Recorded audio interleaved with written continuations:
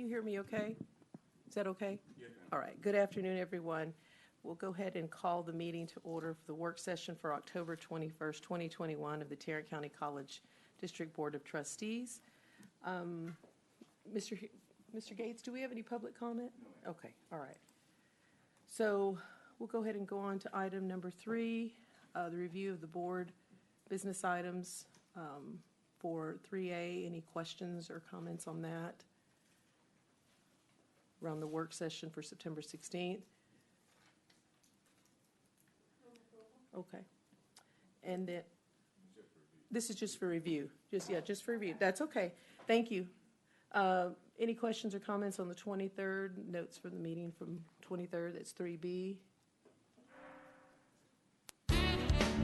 And then 3C, the discussion on Audit and Finance Committee appointment. We'll discuss that in detail. Is that correct, Ms. Bracken? We'll discuss that at the actual board meeting, correct? Okay, all right. So we'll have a report from the Audit and Finance Committee and the appointment on that date. And 3D, if there are any trustee comments or remarks at this moment? Do you have one? Sure. Go ahead, Mr. Greenhill.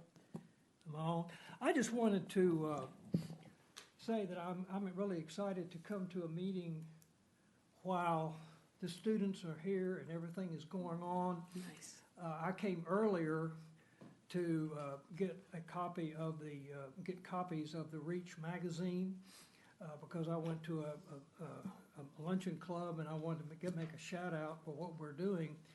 And there's so much going on. There's so much, and I'm really happy to see the students. I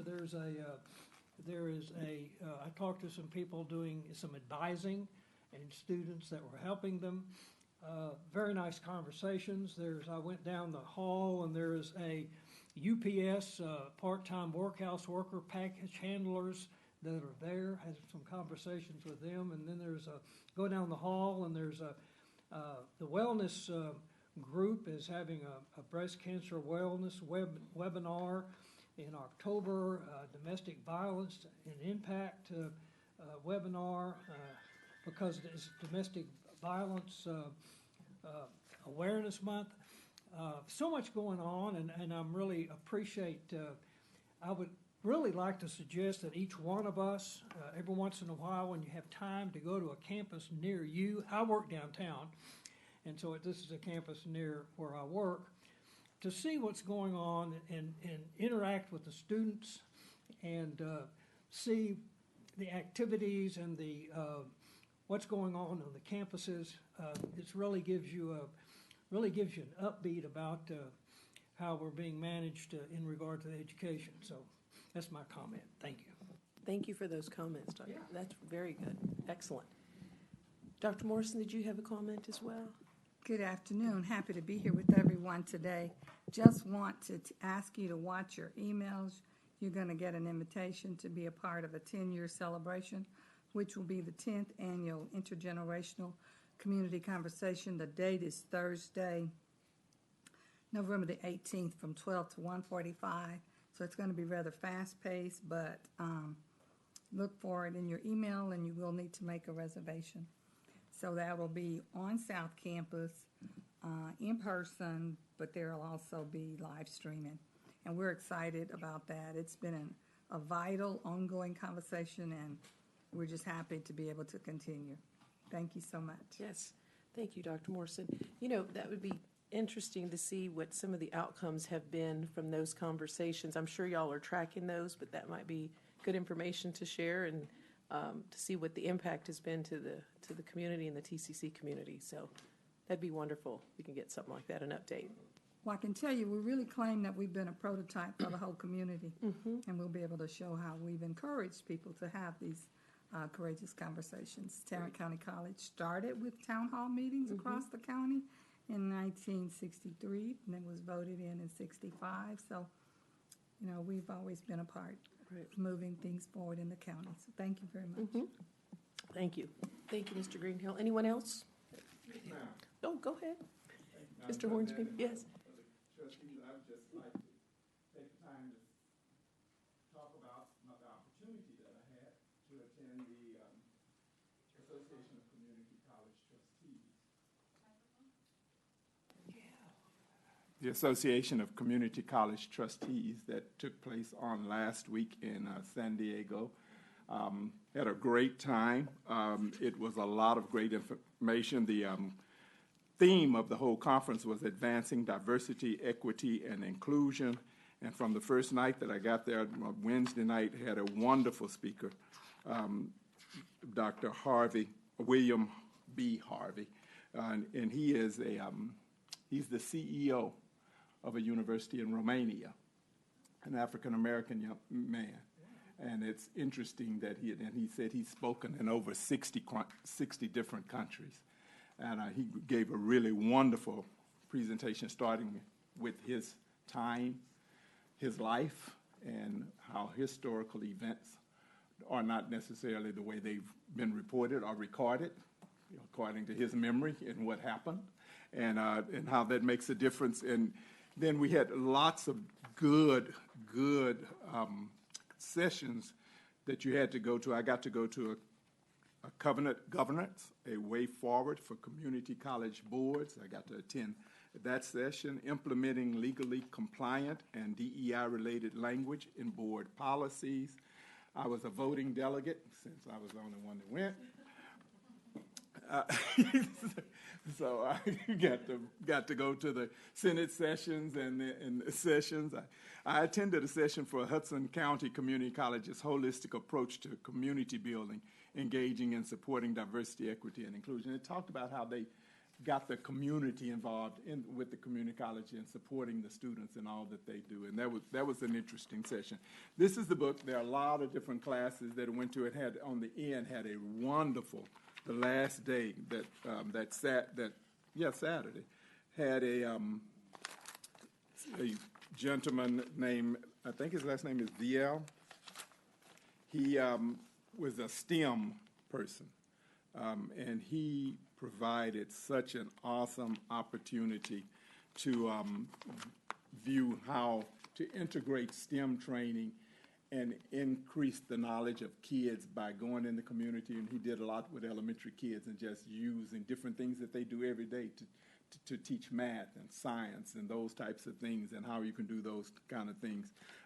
So it was a great time. Yeah, his name was Alberto Vito Vasquez, and he's the Assistant Director of STEM Engagement and Institutional Relations at the University of California, San Diego. And he did a really good presentation, and because STEM education is really becoming something that's really important in our schools that our students really need. We need to make sure that our students have access to for the sciences and the engineering and math and technology, all of those things. So this was a good session. You can see the sessions that were. I think some of it. I think they have them recorded, and you can be able to go out and look at them later. So thank you for that. Great time. Thank you for representing our Did you have a earthquake alarm? No, we did not. Okay. Oh, and we did have a presentation. TCC got to make a presentation, yes. And all of your names are listed in this nice book for being a part of the presentation. So, but it ended up being just me and Dr. G. I'm sure you all represented very well. Well, I know Dr. Thank G you. did. I did the best I could. There were lots of good questions after the presentation and people coming up. And there was a new trustee in Dallas, and he said he would like to come over and just sit and talk with us sometime about some of the things that were going on, especially about how we got people to do that bond. Good. Of course, I told him I'd have to introduce him to some people that were around when that happened. Because I came in on the backside of it. The hard work was already done. Thank you so much for representing and for bringing all that information. I think for several of us that have traveled in the past to those conferences, they're so informative. And I think it also, for me, has reinforced that a lot of the things that we're doing here are very, very good things at TCC. And we've actually have raised the bar, I think, for a lot of those things. But it's always good to bring some more information back. So thank you for that. Ms. DeKine? I wanted to follow up on the presentation that was presented to us at the last board meeting from the communications department. I had asked if I could find a way to be added to some of the distro lists, and sure enough, I have been receiving a lot of information, so I appreciate that. But one of the news releases that had been forwarded was about two of our TCC staff members who had been appointed to the upcoming Leadership ISD class, one of whom I recognized by his picture was Carter Bedford. So sure enough, as Mr. Hornsby and I entered the building today, there was Carter Bedford right there in the flesh, engaging with students in his role as the Director of Student Development Services. So I just thought that that was a really great testament to the great work that the staff are doing here in the district and how they're doing it every day, even when board members aren't walking in the door. I'd like to also, I'm sorry, point out also that when we walked in, there was a group of people in the plaza, and that was a gathering of the ISDs and some others for the impaired hearing, and it was just a marvelous group of people having fun and I think learning sign languages, stuff like that. I thought that was a really neat program that we're sponsoring, I guess, since it was on our campus. But it was, and the people were very, it was a really neat activity.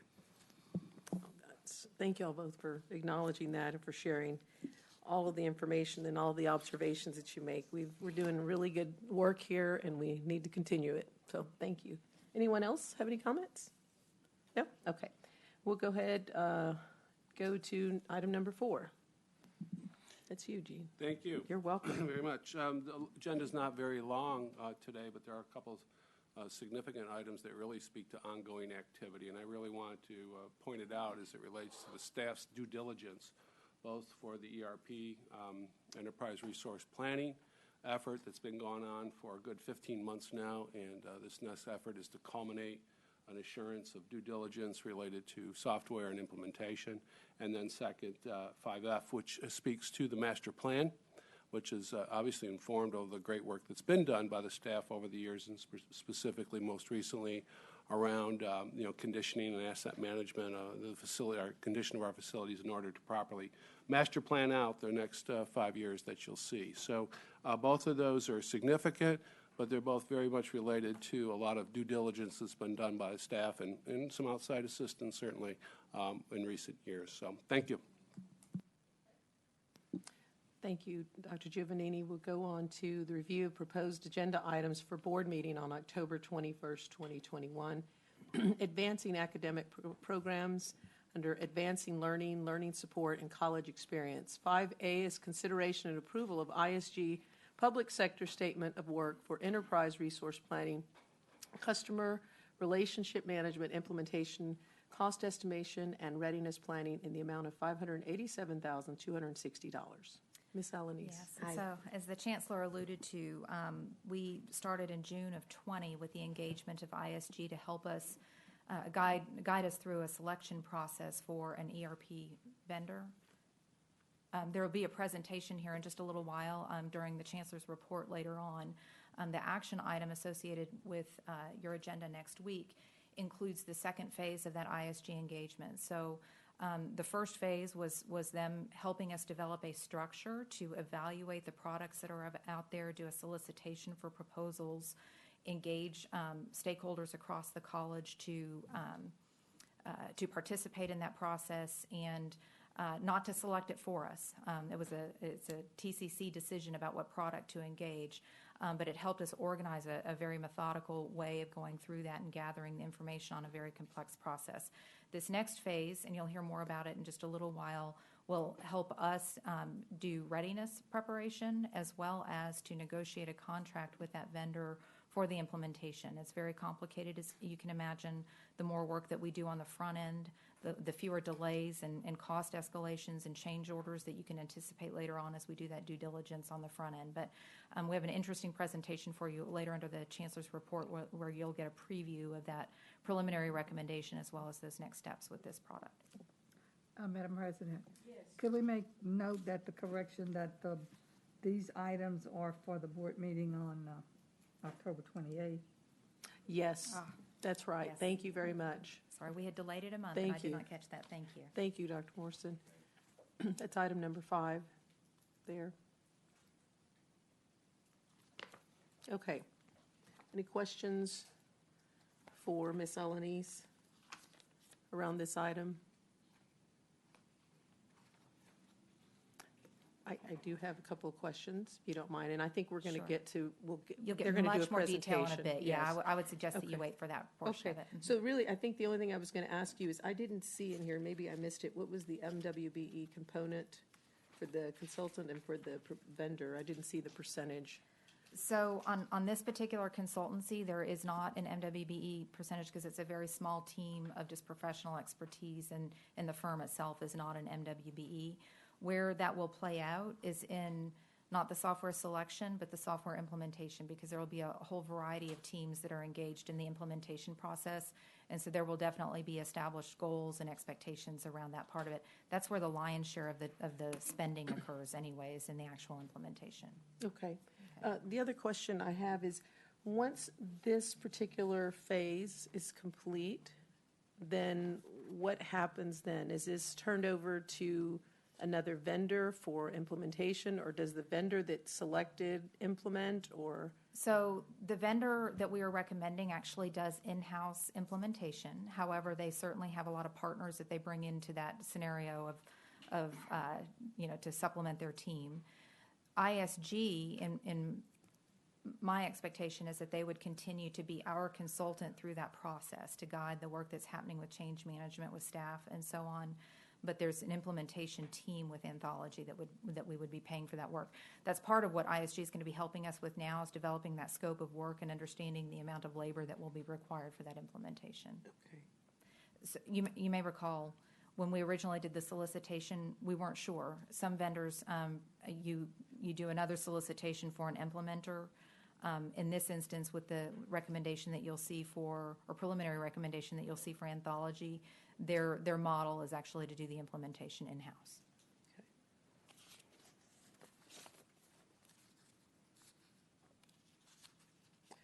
The only other question I had, Ms. Alanis, is I see that 3 goals and 8 principles is mentioned in Phase 2. Was that not addressed as part of Phase 1? So I would say that's what we live by with everything that we do. Right. So I'm sure it was throughout. During Phase 1, it was about evaluating what products could do to meet the needs that had been identified by all the work that's going on with 3G8P. What will happen as we go through this next phase is we'll be readying our organization by aligning processes, reflecting the work of those panels in terms of the student experience and so on. So, I mean, that 3G8P is just sort of pervasive through Right. selecting the product as well as implementation. Okay, I was just curious, because it wasn't mentioned in Phase 1, because it said strategy alignment, and I just didn't know if that was, if it wasn't clear to me Yeah. as being Phase 1, so I was just trying to verify that. Okay. Okay, any other questions or comments? Okay, thank you. Let's go on to 5B, consideration and approval of renewal of annual subscription for TouchNet software to provide a payment portal for students and third-party payers for a term of 5 years and a total fee of $1,259,981, plus a $54,367 one-time implementation fee. Yes, so this is the existing payment portal that the college uses that allows students to set up payment plans and to pay virtually and so on to cover their expenses here. It's a renewal of that service. We're also adding some additional service to allow us to expand that to some of our third-party partners that pay us as well to make it less cumbersome and get to the 21st century. And so that's the small implementation fee that you see with that. What I will mention is that all ERPs require a tool like this, and so doing a 5-year agreement, it certainly will serve our needs even as we implement our new ERP. It's a portal that'll be required under that status as well. Any questions? Yes, May or Dr. may not Wilson. relate to this. The concern that I've had expressed about us not accepting cash payments.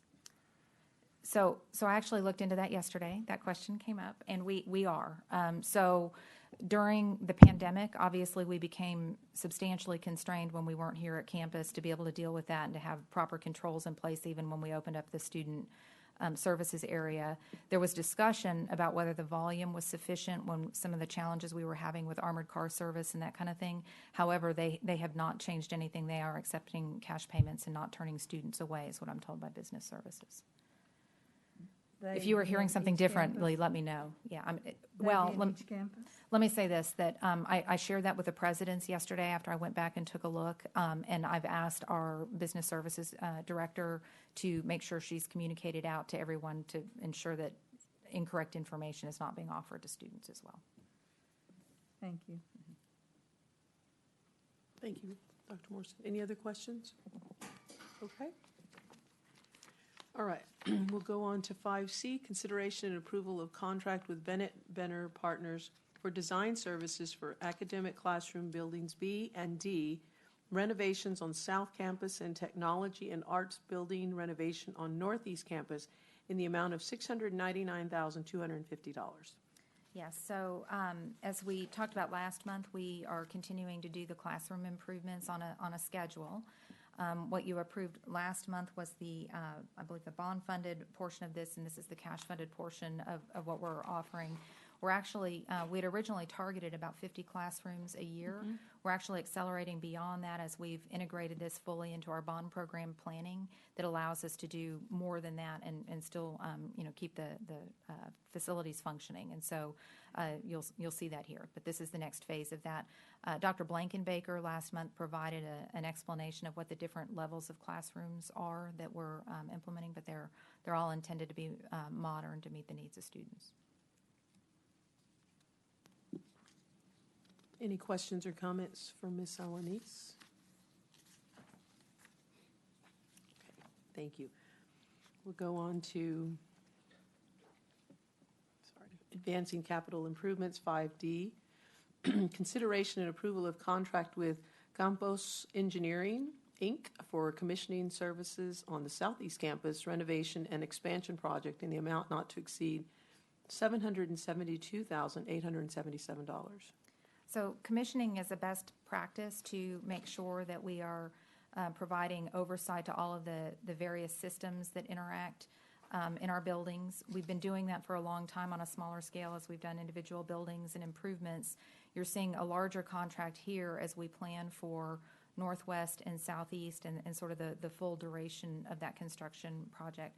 On your screens, you'll see that there's a myriad of systems that have to interact, and so it's helpful to us during the design process to make sure that we're planning for how those will interact over time, as well as to basically assess them and make sure that the buildings are operating the way that they were intended to once construction occurs. And so the intent is to work through any difficulties that we may have during that process, and then also to save money over time because the systems are operating at their potential to save energy and so on.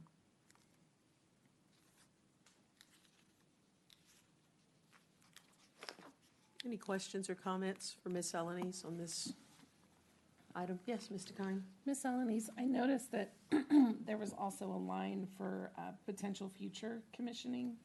What types of processes or interactions do you think might come up after this initial commissioning? I guess what I would suggest is that because we aren't complete with design of both of the campuses, that as those designs mature, there may be other considerations that we need to have as part of this program for commissioning. So it's not a fully baked product that we're already prepared for.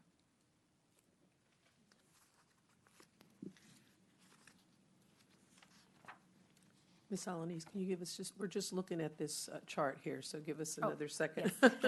Thanks. It may trigger questions, so That's give right. us a moment. That's Thanks. right.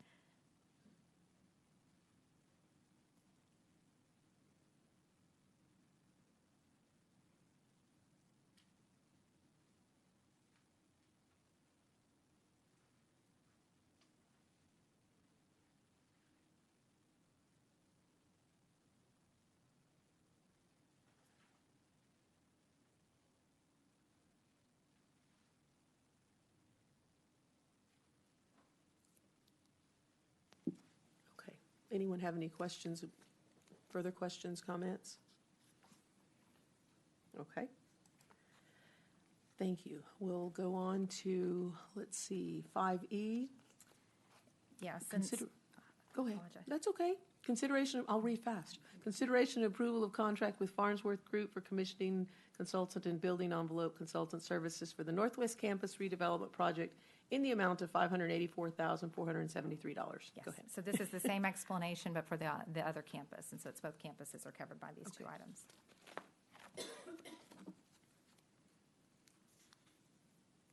Okay. Any questions or comments for Ms. Alanis on this one? Okay. We'll go on to 5F, consideration and approval of professional services contract with Corgan Architects for district-wide master planning in the amount of $1,902,300. So we've been communicating with the board for a while now that this effort was coming, but we've been throwing a lot of consultants at you, and so we wanted to make sure that we were clear on the interaction of those different efforts that are underway. We've got a slide deck, I think. There we go. Yeah, next slide, please.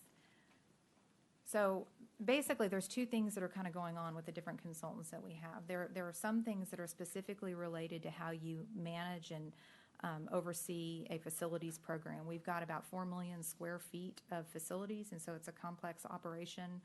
And you've seen already that you've authorized a facility condition assessment so that we can know what every component of every building, its age and condition and so on, and how that affects replacement schedules, renovation schedules, demolition and rebuild schedules.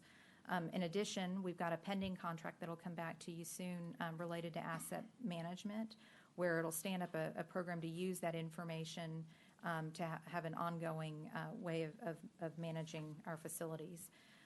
We also have development standards, which you're aware of. We've got this master planning effort, which is we do probably every 10 or 12 years is what we should do, and do a thorough understanding programmatically, as well as the condition assessment, what we need to be doing in terms of building and redeveloping the campuses. So because of the scope of what's happening at Northwest and Southeast, by their nature, they've received the lion's share of a planning process as part of the design. There are certain portions of each of those campuses that weren't touched, so some of the public safety areas of it Northwest that'll be incorporated here.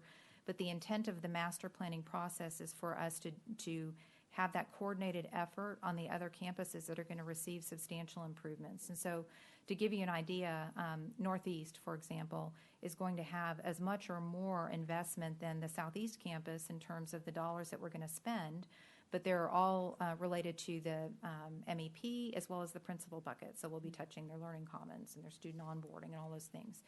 In order to be organized about the way we approach that and make sure that we aren't renovating a building that ought to just be torn down, we want to look at it comprehensively before we launch that work.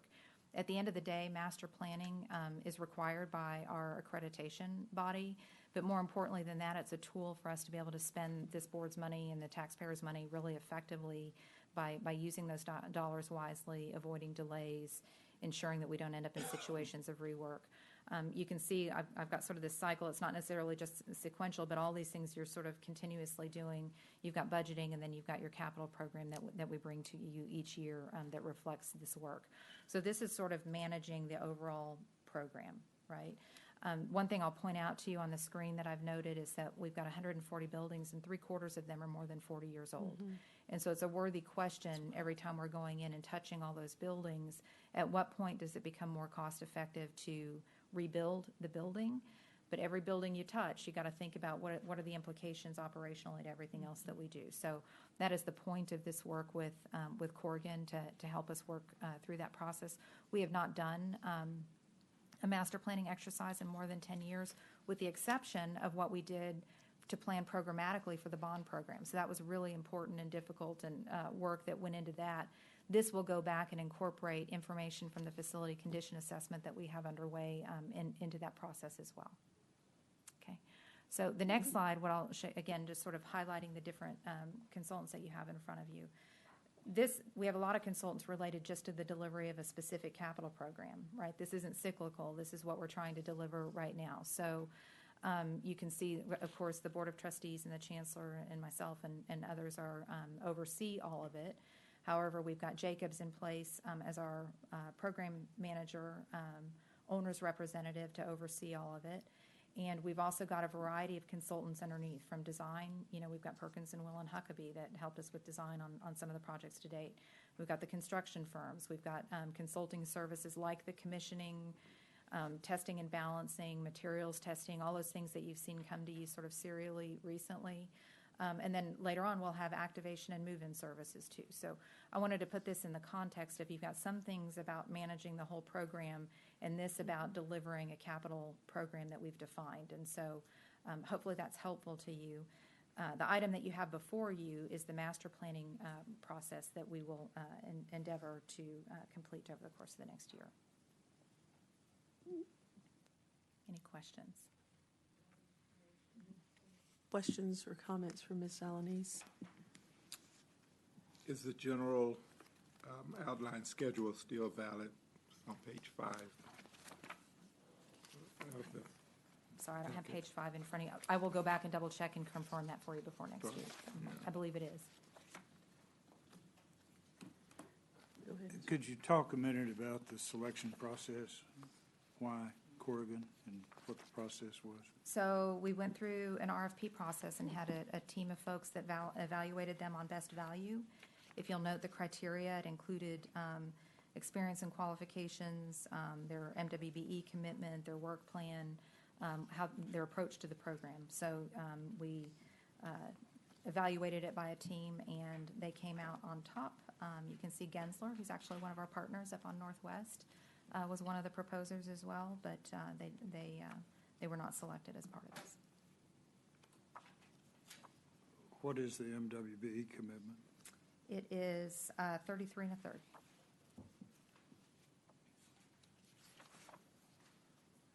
And how many firms were responding? 3 firms responded.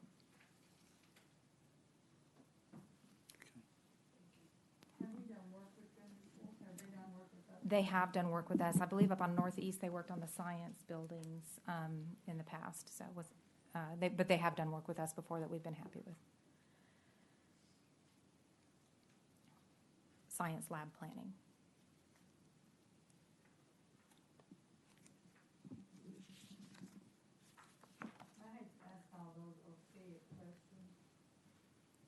Need your microphone. Presence in Tarrant County. What's their Tarrant County presence? Maybe I should ask it that way. So their office is located in Dallas. I do not know if they've got staff located primarily here, but I can find out for you. I can hear Trustee Clayberry saying that right now, 40 years ago. Question. Thank you. Thank you. Any other further questions or comments on this? All 3 respondents are showing office location in Dallas. That's an opportunity for, what do I call it? Capacity building? Capacity building. Yes, ma'am. Please make that note. Very good. Ms. Alanis, the 33% that you mentioned MWBE, is that going to count towards our goal for the bond, or is this something separate? You know, that's actually a good question because this is actually happening outside of the bond program. I think it'll probably be reported just as our district results rather than as part of the bond program itself. Okay, thank you. Yeah, and as you can see already, we have 25 million pay-as-you-go to enhance the program, or not to enhance, to ensure escalation doesn't prohibit us from not delivering on the program. So there's more to come as it relates to beyond the bond program that should probably be in consideration as it relates to the overall commitment for the whole effort over the next 5-6 years. Okay, great, thank you. The other question I had is you mentioned that there would be an assessment, and you gave the example that if we look at a building and we determine that it may need to be, torn down versus renovated. So what sort of standards do they use when it comes to things like that? So what they have told me is that when you get to the point where you're touching more than 40% of a building, it's time to consider the age and investment. There's not a bright line about making that decision. It depends on what improvements you've made to mechanical systems and, all of those and how well it's functioning for you. I mean, that's one of the things that we found up at Northwest is they just simply weren't meeting our needs, even if they had been cinder block and able to, withstand the wear, right? So it's not a bright line, but they go through an exercise like that and will advise us, and we'll share that with the board as any decisions or amendments to our capital program related to it are. Standard, it's like an industry standard of 40%. That is more or what less. Jacobs Is that right? said to me. He's nodding. Yeah, that's about right. Could we Yeah. just clarify, just so we'll be, at some point, I just want to make sure that that's what if it's an industry standard, if it's a, maybe it's a state standard, just to get Yeah, clarification. I'm certain it's not a state standard. We'll see if that's sort of the rule of thumb for Okay. folks, because I'm guessing that that's about the point when you start asking yourself those hard questions, right? So yeah. then it varies a lot Okay. by program. Okay, thank you. Any other further questions or comments? Okay. Other items, we'll go into 5G, consideration and approval of resolution and participation agreement to authorize Tarrant County College District participation in White Settlement Tax Increment Reinvestment Zone Number 1 and appointment of representatives. And this is one of two that you'll have today. We've got Kirk McDaniel, who you met last month, here remotely, and then we have Bruce Payne from the city of Arlington. The first one is actually the creation of a new TERS. The second one is an amendment to an existing participation that we've had ongoing. Thank you. Good afternoon. This is Kirk McDaniel. Can you all hear me okay? Yes, we can hear you. Thank you. Excellent. I'm going to share my, oh, never mind. You guys have it already up. Thank you. Well, again, I'm Kirk McDaniel with Petty & Associates. We are the economic development consultant for the city of White Settlement. And we're here today regarding the new TERS that was created in 2020, and we approved a final plan in 2021, and to request the college district's participation within the TERS.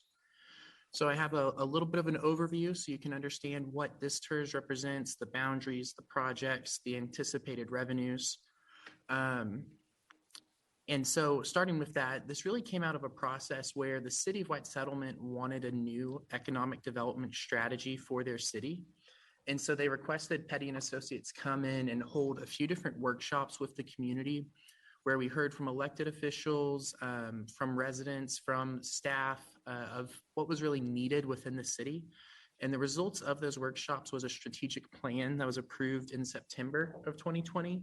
And the specific priorities were renovating public infrastructure, bringing in new business and cultivating existing businesses, and then revitalizing blighted areas. And as you are all well aware, TERS, tax increment reinvestment zones, are really a perfect fit to achieve those priorities. And so a principal conclusion of that strategic plan was to create a new TERS. So this one is approximately 773 acres. And if we go to the next slide, you'll see the actual boundary. So we wanted to be really careful to include all of White Settlement Road and the commercial corridor that's along there. That's right in the middle of the city. And then we also got the industrial district on that east side of the city. And then we followed down through Cherry Lane, where again, there's a commercial corridor within the city. And then we tried to capture as much of the I-30 frontage as possible, because we know that I-30 frontage is what will develop fastest and really be the principal driver of new revenue within the TERS. And so that's the full boundary, again, about 773 acres. If you go to the next slide, this shows the future land use plan. The city adopted this in late 2019. And if you just compare mentally this slide with the last slide, you can see that the tax increment reinvestment zone,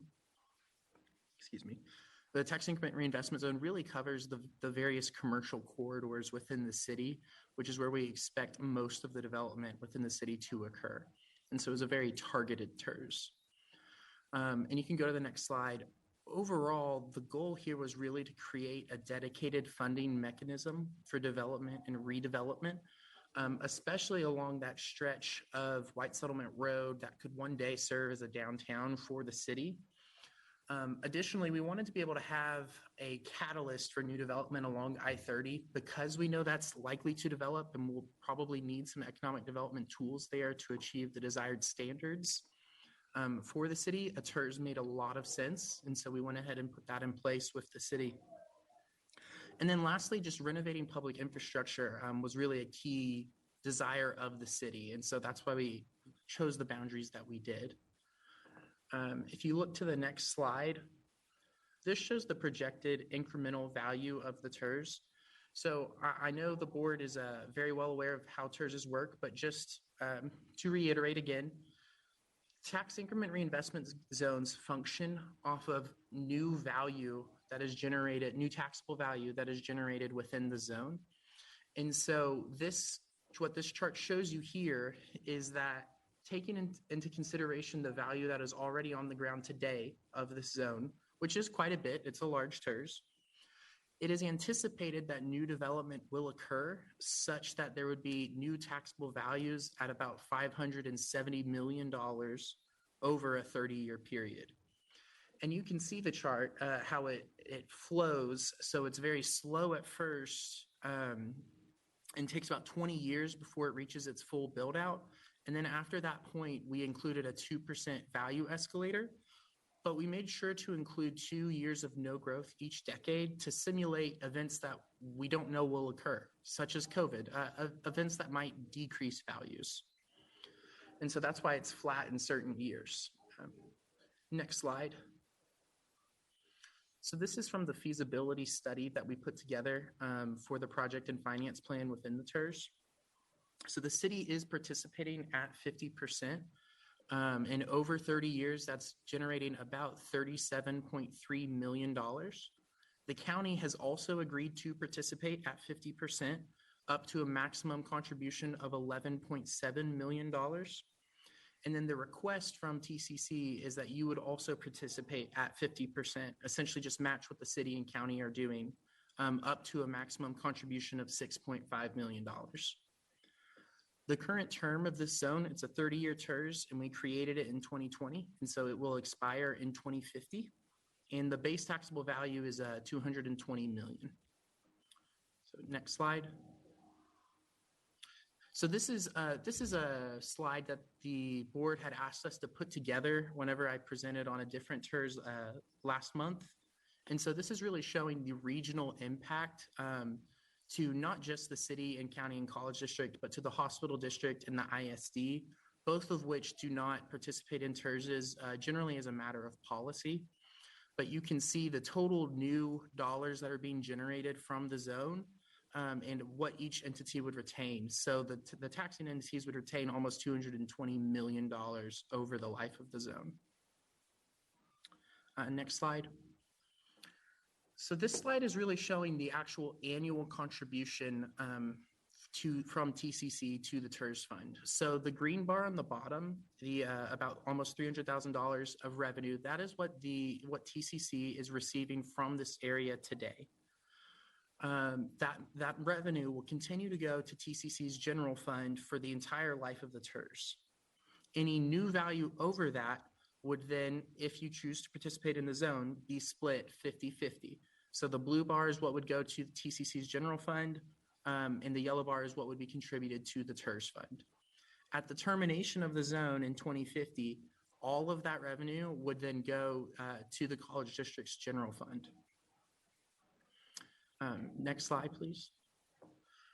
So the contribution that you would make to the TERS fund would go towards funding these public improvement projects that are identified within the project and finance plan. We have about $41 million in costs, and principally it's the roadway expansion that I want to draw your attention to. That's about $17.3 million. So it's a little bit less than half of the total projects. And what that is about is on the southeast part of the city, along that I-30 frontage, it's expanding a few different roadways there to help increase the interconnectivity of the city. Essentially, as development is occurring within that corridor, that I-30 frontage, they're going to need additional roads to help connect it to the rest of the city. And so that's really where most of those costs would be going to. But the city does have backup information on each and every one of these projects. And so that's a bit of an overview of this TERS, the anticipated funding, the request for participation, and the projects. I am available if you have any questions. And also we have Rich Tharp on, the Assistant City Manager for the City of White Settlement. So if you have any questions, I would be happy to answer them at this time. This is Bill Greenhill. It has both the city and the county already acted on this, and if so, how?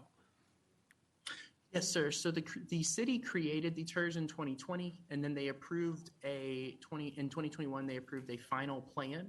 And so they are now contributing 50% of their increment from the new value into the zone. Since it's still early in the life of the zone, no money has been spent, but it is starting to accumulate within the TERS fund. And the county has also agreed to participate. That was about a couple of months ago. I have the exact date on one of the. Oh, that's okay. They have agreed to participate, and so they'll begin making deposits into the TERS fund. And Susan, does our management recommend this? Yes? Thank you. Any other further questions? Thank you. Sir, just a very quick question. Is this part of the Las Vegas Trail area as well, or no? It's not, correct? Las Vegas Trail is on the north side of the city, and so none of those projects are primarily funded through. That's the what I TERS thought. fund. Because you mentioned I-30 in Cherry, and I was thinking that's just, okay. Thank you for the clarification. Absolutely. Any other questions, comments? Okay. Thank you. Thank you so much for your time. I really appreciate it. Yes, thank you. Okay. Well, we have another presentation here, consideration and approval of resolution amended and restated, participation agreement to extend Tarrant County College District participation in Arlington Tax Increment Reinvestment Zone Number 5, the Entertainment District through 2049. Okay. Hi there. Hi, Bruce Payne, I'm the Economic Development Director for the City of Arlington. Yep.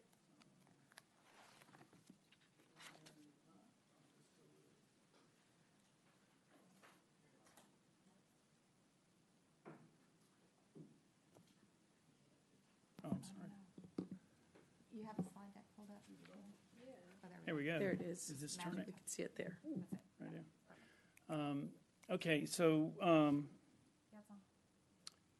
this is about Arlington TERS number 5 at the Entertainment District, where the stadiums exist, as well as a number of other elements that have been added over the years.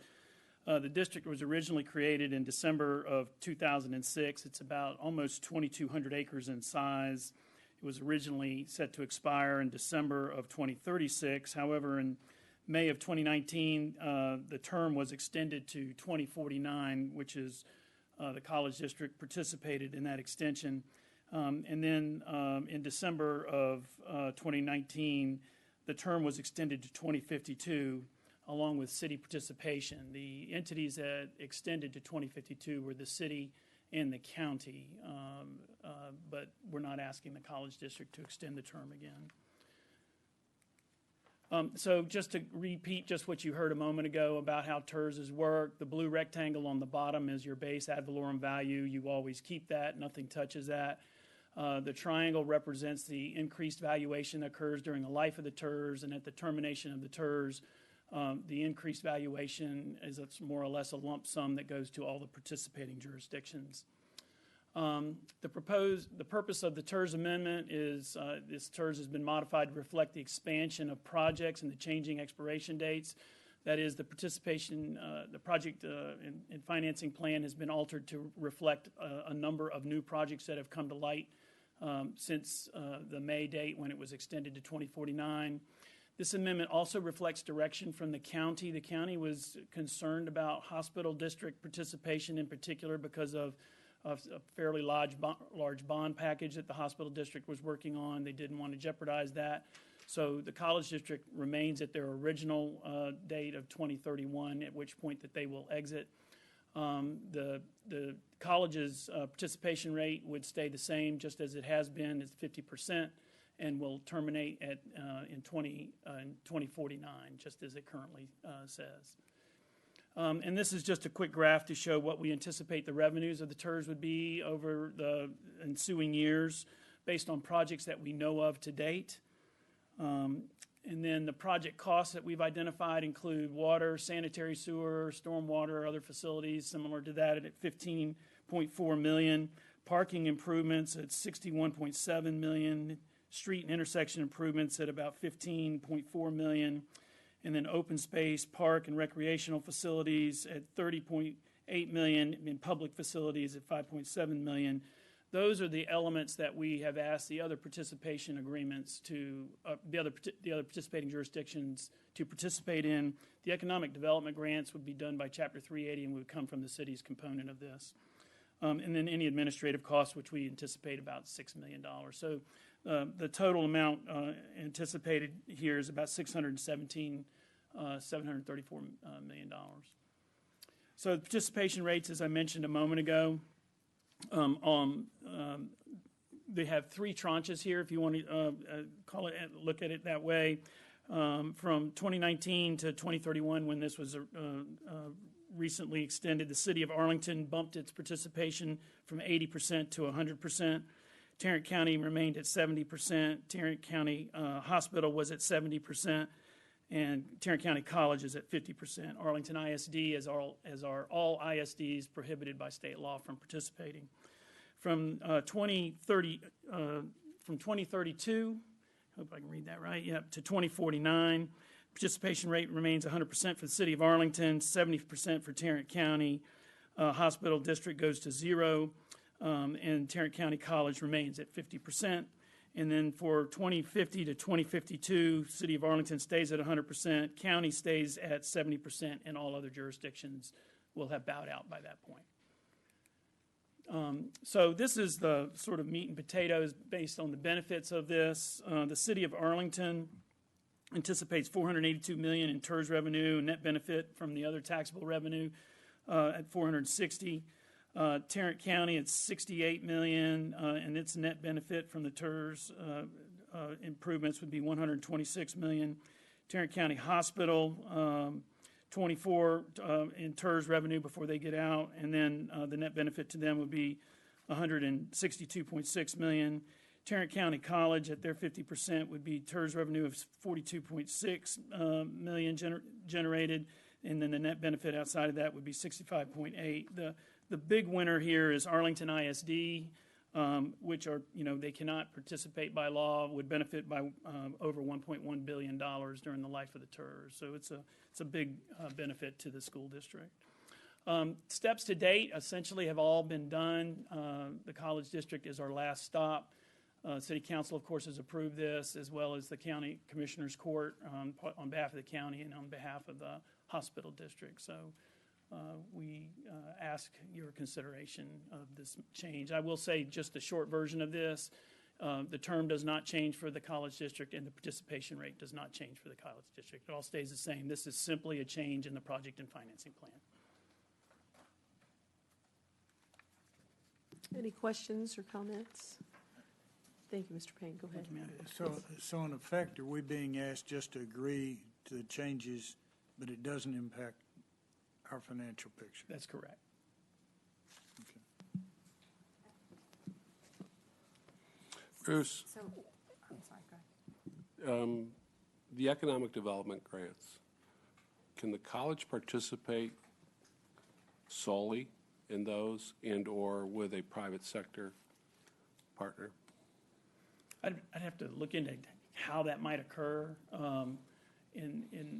When we do it usually through a Chapter 380 agreement, Right. directly from the TERS to the recipient of the grant, and don't necessarily involve the other jurisdictions in that, other than what they normally participate in the TERS. But the city would carve out its participation through the revenue. No, let me be clear. Take us out of the TERS. We don't even exist. Okay. Can the college participate in an application for an economic development grant by itself as part of this, or with a private sector Oh, yes, sir. entity? Yeah, Okay. if you wanted to participate. Yeah, I mean, if you wanted to do a project or something Yes. like that, certainly we take Okay. all comers.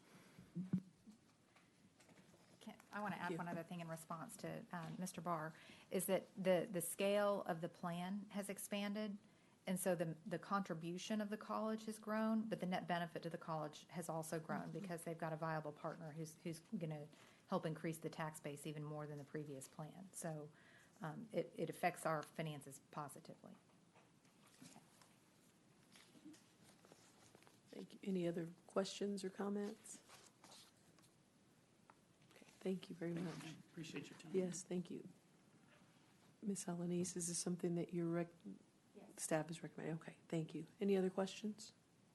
No? Okay.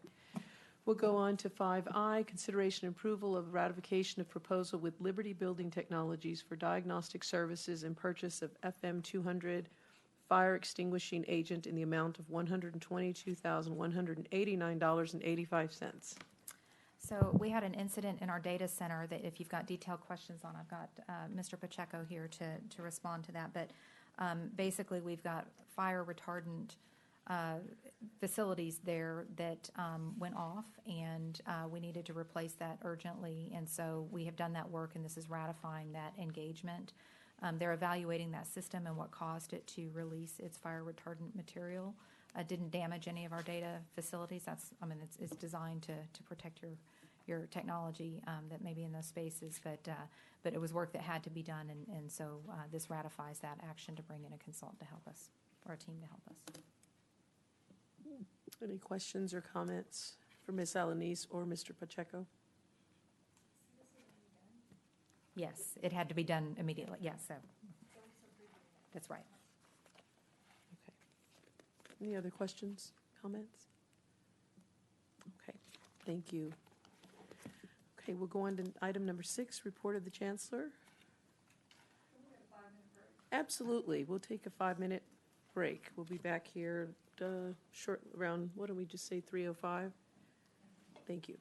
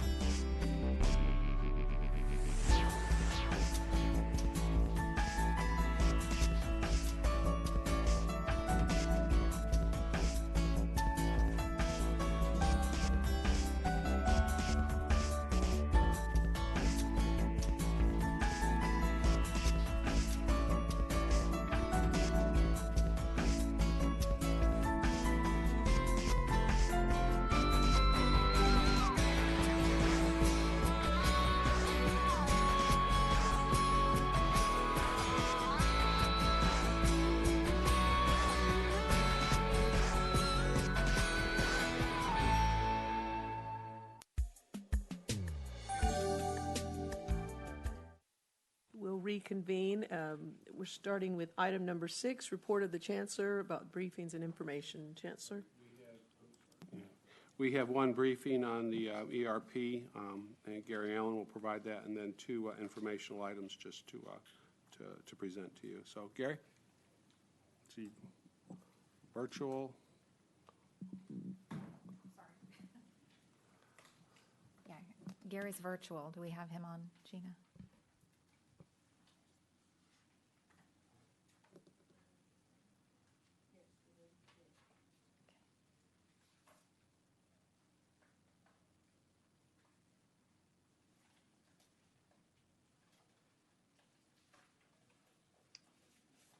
Susan, can you hear me? Oh, we can hear you now. Thanks, Gary. We'll turn it over to you. Okay, great. Thank you. Good afternoon, everyone. Thank you for the time this afternoon to walk through our agenda. What we're going to cover today is just a brief reminder of what we were seeking to accomplish through this selection process for the new ERP system. If you want to go to the next slide, please. Then we'll go through the process that we went through around the selection, and then look at the preliminary recommendation that the teams have made for the anthology solution. We'll then talk about the next steps as we move into the implementation to prepare for the implementation, the readiness strategy, and the contract negotiations, and then around the ISG engagement, both with this current phase as well as the upcoming phases during the implementation. Slide. And one more. Thank you. So just as a reminder of the project goals and objectives, we've refined these slightly working with the steering committee. But the focus here is on far more than just simply implementing a new piece of technology. The focus is really on how do we help the institution advance its strategic goals, and to do so for the next really probably 20 years or more. So really a very strong focus on advancing student success, and then how do we leverage leading practices that are embedded in this.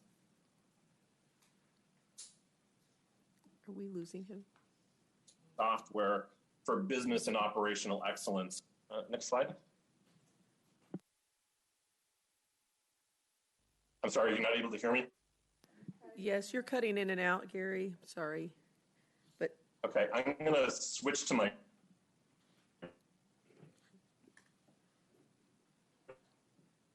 we've lost him. phone, so I apologize. Just 1 second. Thank you. Okay, 1 second.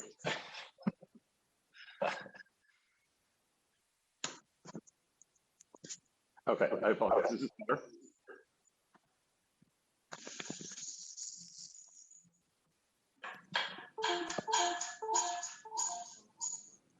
Yes.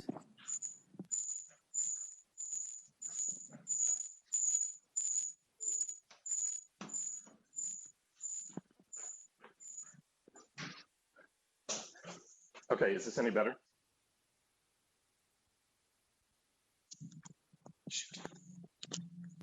That is better, Gary. Enterprise. Okay, great. Yes. Okay, sorry about that. Gary, just we can hear you fine now. If you can just let us know, are we on the ERP scope slide? Is that where we are? Colleague slash. Yes, on the ERP scope slide. That's exactly right. Okay, thank you. So, and again, as a reminder, the scope for the new ERP system is to replace the functionality that's in the colleague web advisor system today. But not only does it replace it, it also enhances and supplements that functionality so that the college can accomplish much greater things with what they have. So everything that manages students, the student enrollment, the entire student experience, all of the financial management, operations, human capital management, reporting and analytics, and of course, all of the technology and other functions that support those areas. So next slide. But in addition to just colleague and web advisor, like most institutions, Tarrant County College has a complex ecosystem that has as many as 50 different products that are supplementing and working with colleague. We anticipate that many of these products will be replaced by Anthology, and many of the remaining ones will actually be aligned, better aligned and enhanced through Anthology's more modern technology approach to integrate the systems and make them all work together. The next slide.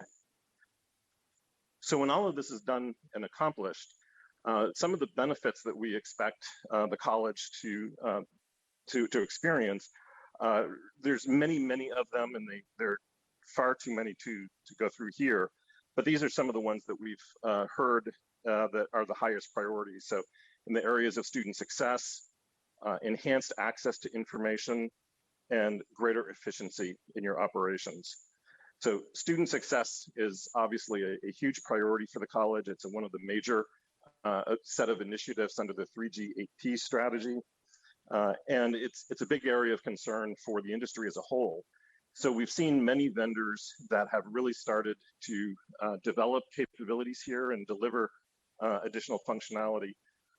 Anthology's solution is very student-centric. They have an embedded, tightly, fully integrated CRM solution as part of what they are offering. And that greatly enhances and supports what it can provide in the area of student success. So things like guided pathways to help guide the student through their program of study, help them select the right classes, stay on track. Functionality that like what they call occupation insight, which provides the ability for the student to connect and associate their program of study with career and occupational goals, and vice versa. So maybe a student comes in and they want a career in public safety. What kind of degree programs or offerings does Tarrant County College offer to support those goals? And then also in job placement on the other end of it. The overall student experience will be significantly enhanced. All of the functionality is available via self-service, so students can view their own information, they can monitor where they are, they can very readily, anytime from any device, view what kinds of outstanding requirements they have, what kinds of additional information do they need to provide. They can reach out electronically to their advisor or other administrators if they wish. Information access is another area that we heard was significantly lacking in the current system. We know that that's a big area. We all need data to make decisions now. And the Anthology solution provides a lot of flexibility out of the box for end users to develop their own reports, to manage the information with real-time data. And then another piece of flexibility in terms of being able to access all of that information is, given the wide variety of programs you have, many traditional programs as well as very non-traditional programs that are perhaps just operate on a weekend or a few hours a week. Many of those programs don't fit into traditional ERP systems. The solution that is being proposed is comprehensive and can accommodate all of those kinds of varied structures so that in one place you have all of those offerings, you have all of those enrollments, you have all of that information available. And then the solution is designed with leading practices and technology. It supports real-time updates, more automation, workflow routing for approvals, online notifications, alerts, nudges or reminders to students and staff and faculty as well. And all of this helps everyone be more productive, and it reduces what is currently a significant amount of manual intervention workarounds, which provides risk or introduces risk. So the automation and the more tight integration will reduce the amount of risk to the college. So now let's turn to look at how the process that the college used to evaluate and select Anthology. So if you can go to the ERP selection evaluation team member slide. So the college appointed a 16-member evaluation team to represent the interests of the college throughout this process. They selected these members from across the different areas that are represented in the product, and not only for their expertise in those areas, but also for the very broad college-wide perspective that they were able to bring to the team. They brought a real level of maturity, and each of them had a lot of respect and credibility in the college community. And I have to give them a lot of credit because throughout this process, they demonstrated many times that they really were taking a very college-wide approach and looking at what was in the college's best interests, not just in their immediate area. So the team really stood out with that. The next slide. So in addition to the evaluation team, the process was overseen by a 12-member steering committee, again, representing a broad swath of the college's interests. And this steering committee helped select the evaluation team that we just looked at, as well as provided oversight and strategic direction for the project, ensured that the process and the requirements reflected the long-term needs and interests of the college. Next slide. So when we look at the process that the evaluation team went through, it's a very structured process. It's developed, the methodology has been developed and used successfully by ISG at many other higher education institutions. But we're just really the coachers. We're there to help the college go through this process.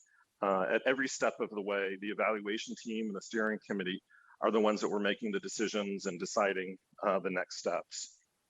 So the process was very rigorous, and we calculated that each of the 16 evaluation team members probably spent at least 150 to 200 hours or more during the busy spring semester going through this evaluation and selection.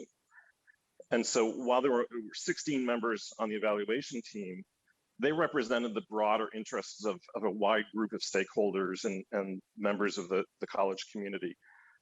They collected feedback from administrative users and faculty and students. They collected this feedback into over 1,100 requirements that went into the RFP and 50 pages of demo scripts that guided 4 very long days of demonstrations from each vendor. We had over 100 individuals from across the college that viewed the demos. All of them had the opportunity to submit questions and provide feedback. The team then collected that that feedback and outstanding questions, and they followed up with each of the 2 vendors with between 50 and 100 questions, again, to try to make sure that they were addressing any concerns, understanding and learning as much as they could about the products under evaluation. The whole process was very transparent. The demonstrations were recorded for interested parties, and we know that people have gone back and viewed a number of those many times. The team then had multiple very robust and frank discussions on strengths and weaknesses of each vendor. They went through multiple rounds of scoring, and that led to a fairly strong consensus as to the product that was the best fit for the college as a whole, and that was Anthology. That recommendation was then reviewed and affirmed by both the steering committee and the cabinet. So next slide. And so why did the team recommend Anthology? There were a number of areas where Anthology really stood out, but I think first and foremost is that Anthology is a very, very student-centric and very strong student set of capabilities. It's very robust and mature, especially in the areas of student success and student engagement. And this aligned very, very closely with the college's 3GAP strategy. Much of the functionality that's available includes things like guided pathways. They have very strong advising and student degree planning tools. Other tools that help students plan their program of study to meet career or occupational goals. And all of that is, again, supported by an integrated CRM solution, which was unique in terms of the vendors that we were evaluating.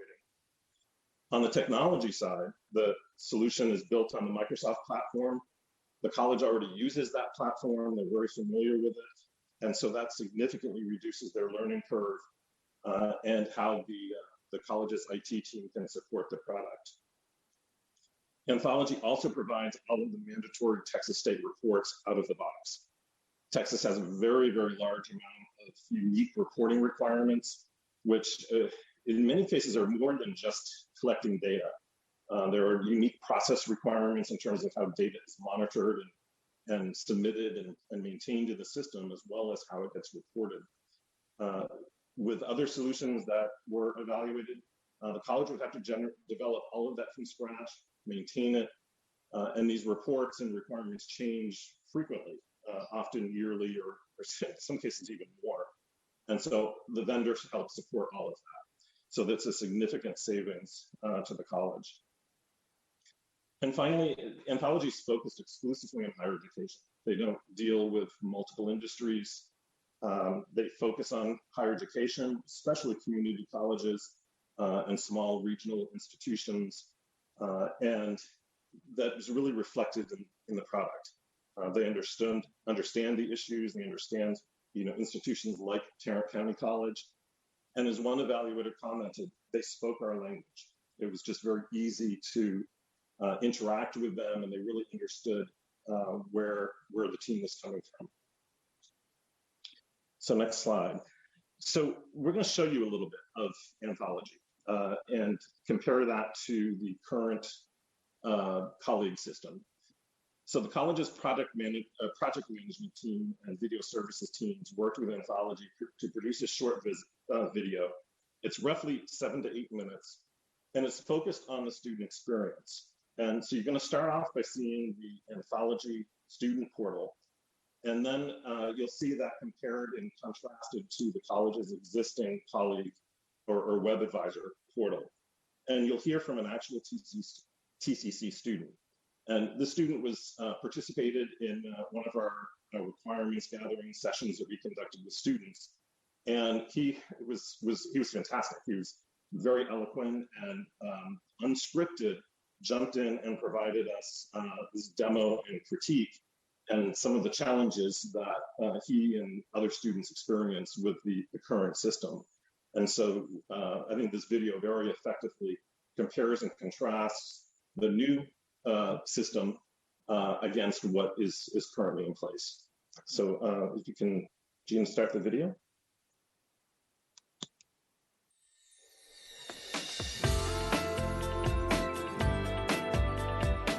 Welcome to an overview of the TCC Students Experience Portal.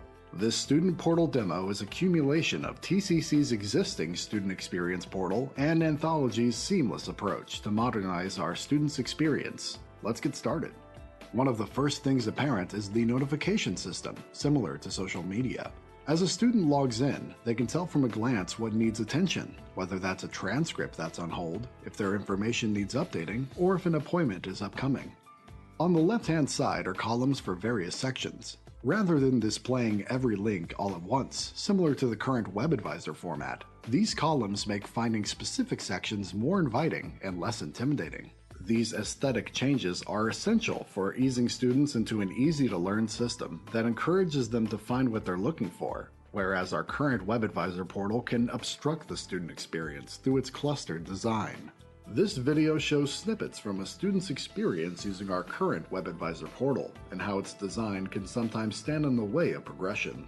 This here, with the number of blue links here, I don't think I have used any more than 3 or 4 out of the, I think, around 30 on this page. Signing up for, let's say this is a first-generation college student. It's not the emotionally the easiest thing to do. No one else in their family has done this before. So already there's that pressure and that sort of panic that's settling in on top of this.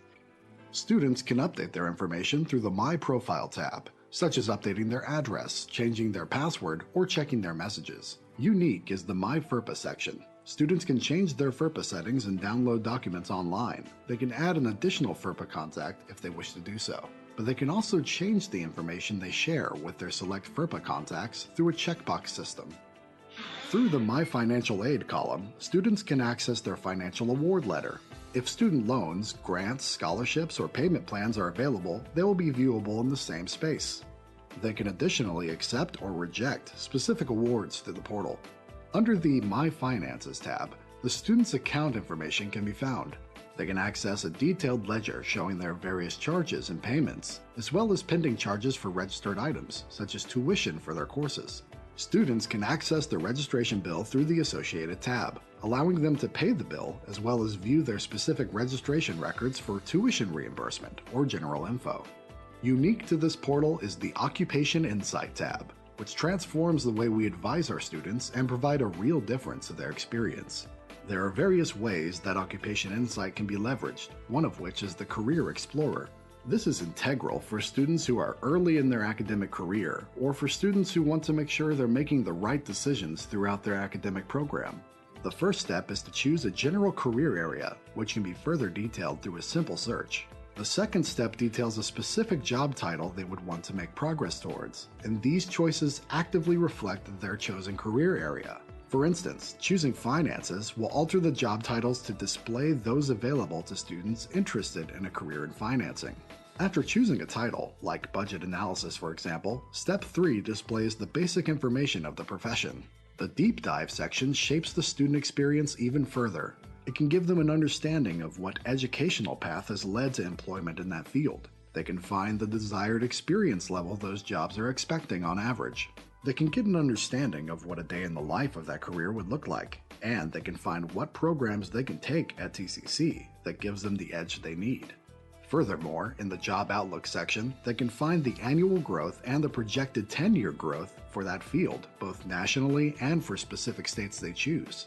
The Job Skills section will present what specific skills are in demand by employers in that field, and they can further explore what those skills require.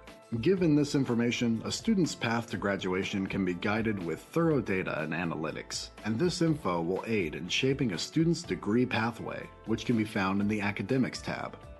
The registration page is front and center in this tab, and registering has been formatted to allow students to self-serve more effectively, rather than having them rely on the aid of an academic advisor for each step. And I do know that there are advisors ready to help me, but I don't think that having an advisor should be a requirement to sign up for a class. I wouldn't be surprised if there have been some students who have thought about going to TCC, went through this confusion, and then thought about not going to TCC anymore. Students will know exactly what courses are needed for them to graduate through the Required Courses section and add them to their registry directly from there. They can also chart their progress through a list of the courses they are currently registered for, and if allowed, they can unregister for courses. If they are unclear about how to register, a registration tutorial is provided. Unlike the current WebAdvisor format, where similar aspects of registration are separated into distinct links, all of these are within the same self-serving registration tool. This reformatting also reduces the many number of links students have needed to click in order to register, and will not back students out of the registration site unnecessarily. There are many, many links, but I'm going to look for the word register. So I see register here, and then I'm going to go to register and drop sections. So I'm brought here, which now there's more links, and I'm going to click here, how to register for classes, because that's my goal. I'm going to click here, and I'm brought right back to the page. So I'm kind of in this loop of just sort of getting confused. I'm not really sure how to register too much. And, once again, I'm trying to just get this done as quickly as possible. The Academics tab features a degree audit, which provides students a view of their DPA in real time. They can view the categories that make up their program, how many credits are required, completed, and remaining, and what their GPA is in each of these sections. They can find a list of the courses in the program's elective pools, and importantly, students who are considering changing their program of study can view what-if scenarios that demonstrate how their completed credits can be put towards a new program at TCC. Absent from our current WebAdvisor portal is the Active Job Postings Overview, found in the Occupation Insight tab. This feature guides students towards a career of their choosing, all within the same student portal, using their degree plan to specify the field. Through the locations, you can vary your job searches on a macro and micro level by specifying the state, county, and cities within that county. From there, you can compare the available job postings, specific employer postings, and the skills those individual agencies are looking for. Going even further, you can find the individual job postings listed in that search and follow a link to apply to that specific job. Options are available to tailor the look and branding of the portal to match that of TCC's logo and color schemes. And finally, the entire website is mobile responsive. Students can log in from their mobile devices and view all the same information and wield all the same functionality from the desktop version. This provides that self-serving student experience all within a specific mobile look and feel. We hope you've enjoyed this brief introduction of our student portal provided by Anthology and TCC staff. Thank you very much for your time. So hopefully that gave you a good sense of the magnitude of the change that is coming. While the video showcased the student experience, the same type of improvement and the same types of changes will be experienced across all of the other areas. So finance, operations, human resources. They'll have similarly improved experience for faculty and staff, and much greater access to data and other tools to report and make decisions across the college. And while you saw approximately 7 to 8 minutes of a brief demo, the evaluation team saw over 30 hours of scripted and interactive demos from each vendor, which really helped inform their evaluation and the final recommendation. So next slide. But making the software selection is the easy part. So now the challenging work of preparing the college for the implementation, the planning, the readiness, and of course, negotiating the contracts with Anthology for the software and implementation services. So next slide. So to help manage and direct this new phase of the project, the college has formed a new steering committee, which extends the previous steering committee to incorporate the 3 GAP champions and more of the college's senior leadership, which will ensure that the project has the appropriate visibility, support, and leadership throughout. This new steering committee will help set the strategy and approach for the implementation, including the alignment of the ERP project with other college priorities. They'll help develop staffing and funding models to support the implementation. And throughout the implementation, they'll help make difficult decisions around priorities and issues as they surface. So the next slide. So we've talked a lot about the implementation. And so there may be questions about what does that actually include? And so first of all, the current expectation is that we will start the implementation in either late Q1 of 2022 or early in Q2. So roughly March to April of this coming year. All of that, of course, is pending negotiation of the final contracts with Anthology, of course, your approval, and the steering committee's determination that the college is in fact ready to begin.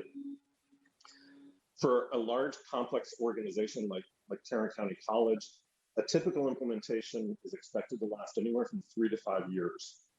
During that period of time, there will be different modules or sets of functionality that will be put into production, replacing the equivalent functionality in Colleague. The timeline for this and the sequencing of all of that is one of the activities that will be helping the college to plan, along with input and analysis from Anthology, of course. So during the implementation itself, the project will go through multiple phases. Starts off with what Anthology calls blueprinting, or defining and mapping out the new processes and how they'll work in the new system. And from there, the team will configure the new software with TCC's data, all of their rules, workflow, routing, programs, your calendars, your departments, chart of accounts, student data, all of that. The technical teams will work to map and convert the existing data from Colleague into the new system, as well as developing integrations to other campus systems that will remain in place, such as the campus learning management system. The reporting team will develop additional operational reports, which will include things like dashboards and other kinds of metrics and key analytics. Then end users will conduct testing of the new system. One of the tasks for the project team is to develop scripts to ensure that all of the data is configured properly, the data is converted properly, and everything is in place. And then, of course, there'll be a variety of different types of training that will be available for users. At that point, the new system or individual modules are put into production. And then at that point, the project team doesn't go away. So they continue on, typically for a period of at least 4 to 6 months, to be able to provide additional support, fix any kinds of issues or bugs that may surface, and to provide additional training and other kinds of updates through the process. So next slide. So this slide and the next one are probably impossible for you to read in the room, so I apologize for that. What we're attempting to show here is mapping out different work streams, different pieces of functionality over time. So you're looking from left to right, you're looking at essentially quarters, so 3-month increments across the different implementation phases that Anthology has. On the right, on the left-hand side, going down the page, is the kinds of roles that we expect or anticipate having on the project team. The cells that you see going across, so the blue cells are where that team or that resource is being deployed or used by the project full-time. The kind of gray hashed cells are where those resources are being used on a part-time basis. So here we're looking at the 3 kind of major functional areas: student administration first, followed by finance and payroll, and then followed by human capital management or HR. So again, the assumption being that student will start. So you can see those resources get used full-time for the first couple of years, and then when that is stabilized, it transitions to the finance and HR teams, which pick up and continue on full-time. So the next slide, please. So here we're looking at same kind of representation, but now we're looking at work streams for project management, the technical team, testing team, and the transition team, which are things like change management and training. And as you can see, these resources are used almost full-time across the entire project. There'll be a little bit of ebb and flow at various points, but for the most part, these resources are full-time on the project for the duration.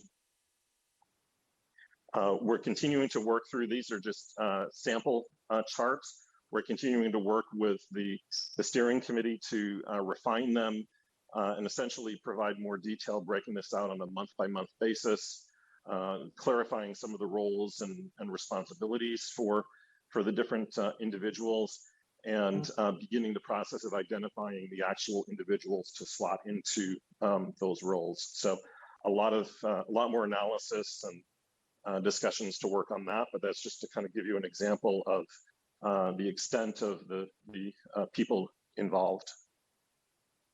So next slide, please. So in order to be able to actually do that implementation and have those teams in place and be ready to start all of that, there are a number of additional activities that the college needs to conduct. And that's the objective for this current phase that we're in now. So the first set of activities will help clarify the scope, the priorities, alignment and requirements for the implementation. They'll help us establish the levels of staffing and the types of resources and what the college is actually able to commit to those resources to the project. And that will help us develop a more accurate timeline and work with Anthology to determine the resources that Anthology needs to provide to supplement the college's resources, and then develop a project plan that really doesn't have as few assumptions as possible. So that's something that everybody understands and can be comfortable with. An additional set of activities will provide a readiness assessment for the college. So we will go through and meet with key individuals from across the college, make sure that we are documenting any outstanding issues or concerns, and then developing recommendations for the college to address those so that the college as a whole will be ready to start the implementation and move forward together. And the third major area is to work with the college to develop a negotiation strategy and to look at the Anthology contracts from a business perspective. Legal counsel, of course, is looking at it from a legal perspective, but from a business perspective to help identify areas where the college should negotiate differently with Anthology or and make sure that the contracts reflect the mutual interests of both parties. A lot of these activities are complex and they're interdependent on one another. And so having gone through this before, we're in a unique position to be able to help the college and Anthology really with understanding this and making sure that, again, we go through multiple iterations and that those reflect the interests of both parties. By doing these things now, it really helps the college by reducing the amount of risk and the complexity of the implementation itself. A lot of these decisions are, as I've said, are complex and they're difficult. They take a lot of time and analysis. And if you were to wait until the actual implementation to start, you're extending the length of that and the costs of having those consultants on site. So this really helps reduce that amount of risk and helps align everybody to make sure that everybody in the college and Anthology is clear and understands what's happening. It allows you to work more effectively with the Anthology implementation team. And then perhaps one of the most important items is it really helps develop and negotiate and execute a more thorough contract that can eliminate a lot of the questions, a lot of the assumptions, and that in turn has the benefit of reducing as many cost overruns or change orders that may occur during the project. Next slide, please. So this slide shows the different phases and the methodology that we went through the selection process. So phases 1 through 4 were the original phases that resulted in the selection and recommendation of the Anthology software. Originally, we had a phase 5, which was then to help select an implementation partner. And Susan Alanis referred to this earlier. And since Anthology implements their own software, we don't need to go through that final 5th stage. What we did instead was worked with the college to amend the ISG statement of work to allow us to begin many of these implementation planning and readiness activities. And that amendment was constructed with a very limited scope so that there was no change in the cost of that original contract. So we just swapped out many of the tasks in phase 5 and moving forward. The new statement of work that you're being asked to consider and vote on next week is the remainder of those implementation tasks. So the total set of pre-implementation planning readiness activities will be split across those 2 different statements of work. Next slide, please. And so here you see the amended view. So again, phases 1 through 4 have not changed. Phase 5, where we are currently, again, reflects that amended statement of work and the current set of activities that we're working with the college. And then the remaining activities around the readiness and planning and contract negotiations are in the additional statement of work that is pending with you now. So now I'll turn it back over to Susan.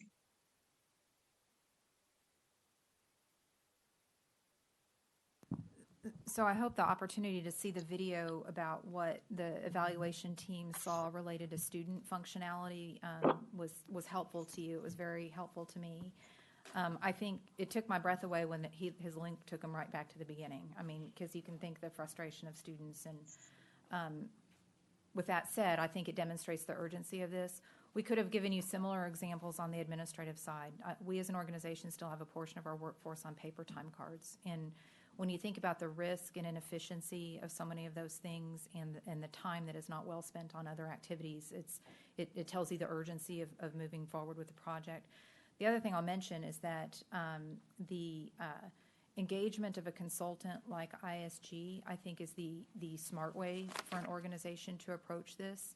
We as an organization, and I think this is true for most organizations, are not capable of managing something of this magnitude where you're essentially flying the plane while you're figuring out how to adapt to the future. All of our people here have full-time jobs today, and we need someone who's going to be fully dedicated to helping us do that readiness assessment. As he said, the ability to plan and anticipate how to have a contract that works in our favor and avoids all those delays later on is critical, and it'll save us money in the long run. It's always hard to sort of point to avoided costs effectively, but that's essentially what this is. Many other organizations have lots of difficulty with implementations because they don't do the kind of due diligence that we are recommending to you to do. The other thing is that most people get one, maybe two shots at doing a system implementation like this. It's this pervasive. And so to have the expertise of an outside firm the firm itself has 15 years of experience. The principals on the team have 30 plus years of experience. They've been through this before. They've got battle scars to help us get through the process. As Gary pointed out, they're agnostic on the product. However, they will help us be honest with ourselves about where we have work to do in terms of changing how we operate. And they'll be that conduit between us and the implementation team and keep us all on task. And one of the things I'll also point out is you saw all of those roles that are going to be integral in this. They're helping us come up with a strategy about how to deal with that. How do you have your experts in place today participate and help with implementation, because we need their knowledge to be able to do that, but how do you take them out of their job? Who's going to do their day-to-day stuff, right? And so that's going to be some intricate planning to figure out how to do that and backfill their positions, figure out where we need to rearrange, figure out where we need to give opportunities for people to step up and gain some new experiences. But the complexity of all that work is what we're trying to head off with engaging ISG. What you're acting on next week, again, this puts it in context and it has it in the board memo, is that there was phase 1 that we're wrapping up, phase 2 that we're proposing. Phase 3 will come back later on after we've finished negotiation and some of those planning activities, and we'll map out what role they will play throughout implementation to keep us on track. You are not voting yet on our preliminary recommendation of anthology. We have a lot more work to do with them to develop the scope of work for implementation. Buying the software would be the easy and the cheap part, and cheap in relative terms. Figuring out how to make sure that we get good value out of their implementation and spend the taxpayer dollars wisely through that process and go through a planning exercise that we can live up to as well as what the purpose of that is. And so once we get through all of that exercise in the early spring, we'll be doing a couple of things. We'll ask you to consider then the software acquisition as well as the implementation services that we're currently negotiating, and then thereafter we'll come back with the remaining ISG engagement to help us with that process. But I'd be happy to answer any questions. I have a question. Go ahead. First of all, thank you. Very well done. I love the presentation. How long is this going to take before our students can register on this platform? Because what that young man went through, I went through trying to do it myself just to try to walk through it as a student or a parent, and I was ready to pull my hair out. So I would love for this to be done like by the next semester, something like that. Is that even possible? So I will tell you, one of the considerations as we went through the evaluation process was which products would allow you to do student first. Mm-hmm. A lot of products require you to do the financial and HR portions of it first. Anthology is actually agnostic on that. They'll accommodate what's the priority for the college. And so that was compelling to everybody involved that this will allow us to do student first. I think our goal is fall of 23, which sounds like a long way away, but it will be here in a blink of an eye. But we've got a lot of work to do to make that so. And so the part where it acts as an advisor, I liked that too, mm-hmm. because I was finding out that some students didn't know, they were getting conflicting answers from different advisors on what they needed. Yeah. And so I think it's really important that it's the same. That's right. Easy that way. Well, and think about what kind of a tool it will be for our advisors and counselors to be mm-hmm. trained by having all of that at their fingertips versus what they have to probably go through and try to absorb to communicate with students today. So it'll work on both sides of that equation. Has Anthology been through this before with other colleges or institutions similar to ours that have shown success, or we're not reinventing the wheel here? What? We are not reinventing the wheel. No, Anthology is an interesting partner as well, because how well developed their student products are, because that's their wheelhouse, right? Some of the other products that we looked at over time, they've got a much longer or undeveloped roadmap on some of the student tools that you saw here today. I'll ask Gary to chime in on some of the reference checking that we did, as well as the other. Reference checking, yes. Yeah, to talk to other institutions. But Gary, perhaps you can talk about their experience with other colleges. Sure. Yeah, we did, the evaluation team conducted, we had 3 official references from each vendor. And the evaluation team broke up into kind of subgroups to interview those references over the phone. We also had sent them a kind of a questionnaire in writing in advance. Universally, people were, I mean, it's hard to, you rarely get a bad reference from a vendor. So, you know, from that perspective, people were very positive. But we really tried to tease out from them, you know, what their experiences were, where did they have stumbles, and everybody stumbles during, you know, an implementation. It's a long time, and they're very complex. And so trying to tease that out, what we heard is that Anthology was very much a partner, that they were very easy to work with, that they were very accommodating, and that the software was flexible enough that it can do pretty much anything you want. And while it is designed with best practices or leading practices in mind, there are still a lot of decisions that have to be made in terms of how you want to configure things and different options. And the references really spoke to how powerful that was, and you know, overall, what a positive experience it has been. You know, one thing I'll add to that too is that the software works, because colleges have obviously made it work. Colleges have made other products work. I think it comes down to priorities of what we're trying to achieve first, as well as how we can prepare to be a good client.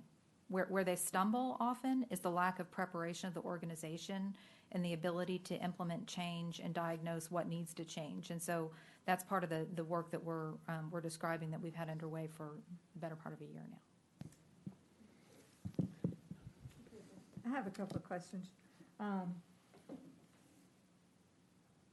During this process, is it possible to put the system that we're evaluating out there so that persons at other levels can do their due diligence on it? For instance, I understand that Mr. Pacheco was a member of the team, but like, did his staff have a chance to work through it? Yeah. Was the police, our fire and safety people, were they involved? And could they have a chance to work through it?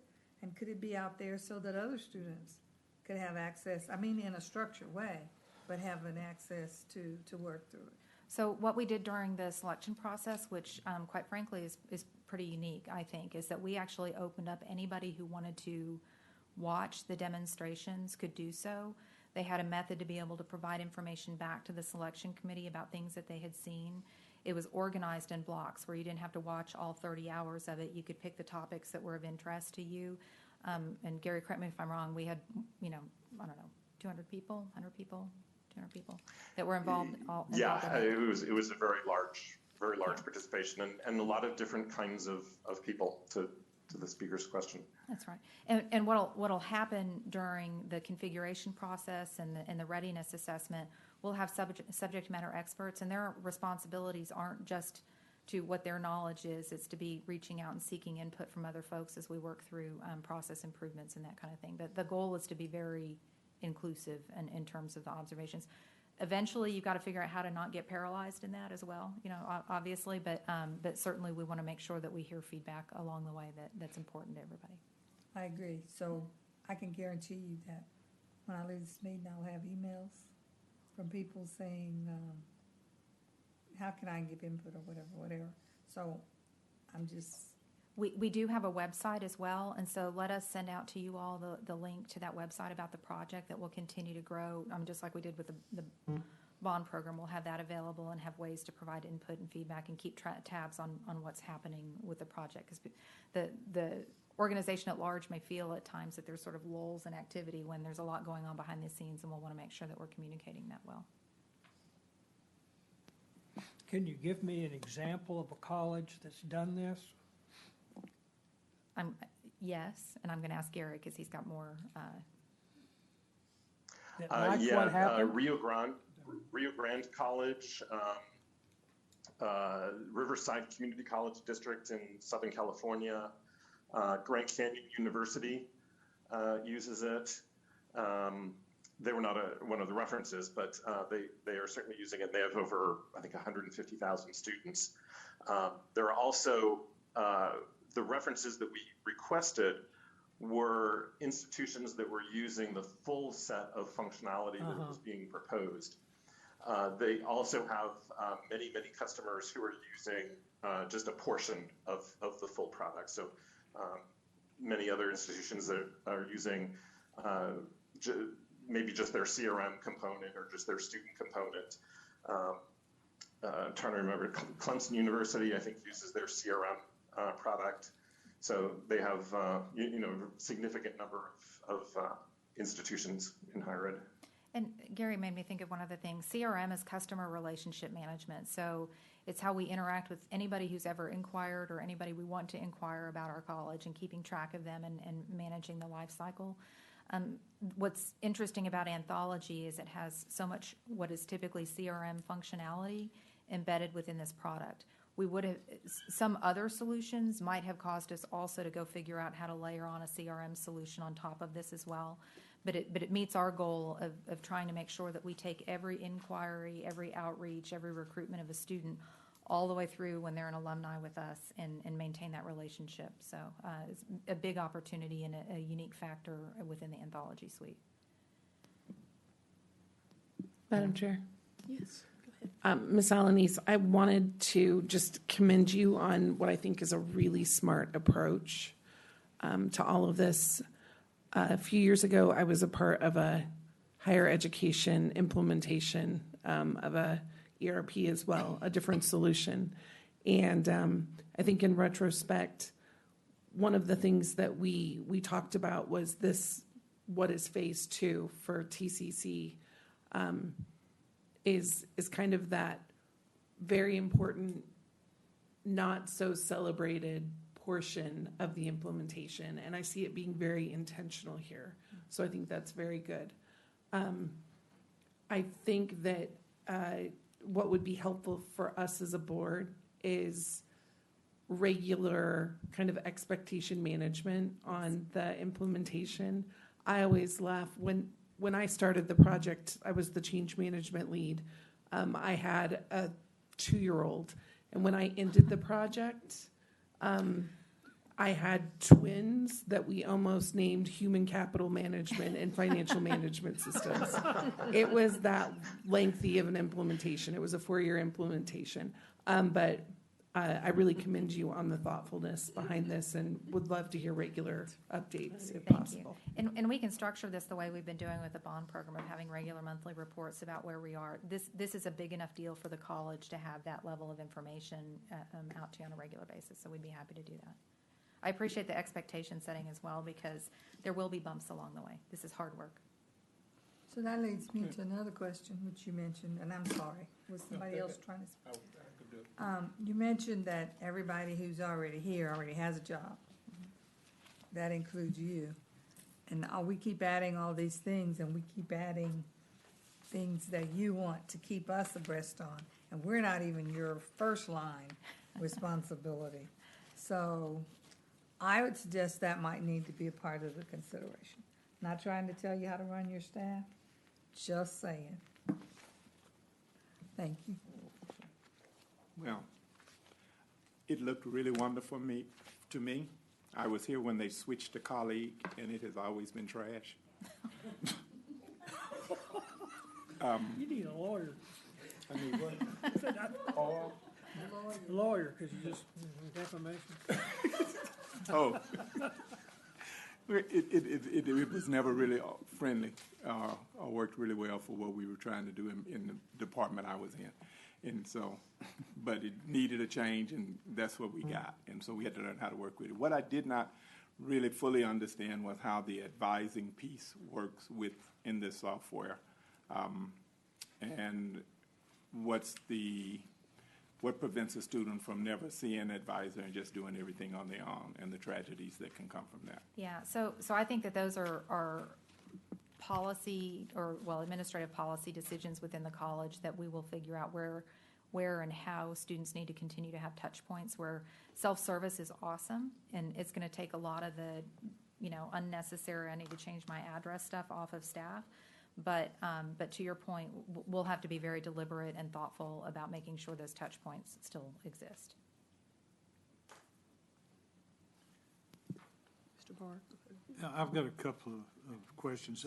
I think this is a really big decision. We're going to spend an enormous amount of money on this over the next 5 to 10 years. You're comfortable that we've adequately investigated the stability and financial capacity of Anthology? Yes, that was part of the review process. Okay. What kind of equipment investment are we going to have to make to put in this system? So, I may have Bob come up here, but obviously we've been working to upgrade our infrastructure here, but one of the beauties of this is it's a cloud-based system where we get the benefit of it being in the cloud and us not having to maintain it here, and also the added benefit of that being a recurring sprint of upgrades that they're and improvements that they're taking on our behalf. Yeah, and Bob, Actually said it. Okay. yeah. So before Bob gives any more specific, Anthology is a Microsoft-owned company. Okay. So we speak to the stability, which is significant. Yes. Yeah, I was not aware of that. That's significant. Equipment-wise, He has nothing to add, unless you have more questions. there's no question about the scalability for a college of the size No, that TCC. they have clients with the volume of students that we do. And this may seem far out, but over the years, I've become more tuned in to when things don't go right. What's the exit plan, or what's the response plan? And I give an example. The Texas Department of Transportation in the last 2 or 3 weeks fired IBM because they had a situation where the software that had been installed wouldn't work, as I understand it. And they reached a point of saying, we got to start over. And I know that sounds far-fetched, but it can and does happen. Have we given any thought to what we might be faced with, or how we would deal with a situation such as that? Yeah, so what I would suggest is that the software functionality is well proven. People are using it, and so I don't think that we've got a concern there. I've been through a similar experience where we lost our implementer in the middle of the project, and we had to make decisions about go, no go, when was too far. I think that the due diligence that we're going to do both with ISG as our partner as well as Anthology leading up to our implementation project will help us prevent those kinds of things, but also identify opportunities where we need to make sure that we're moving forward in the right direction. But you're right, those catastrophic things can happen. I think it's unlikely that we would be in a situation where the product wouldn't work based on the experience that they have with other clients at this point.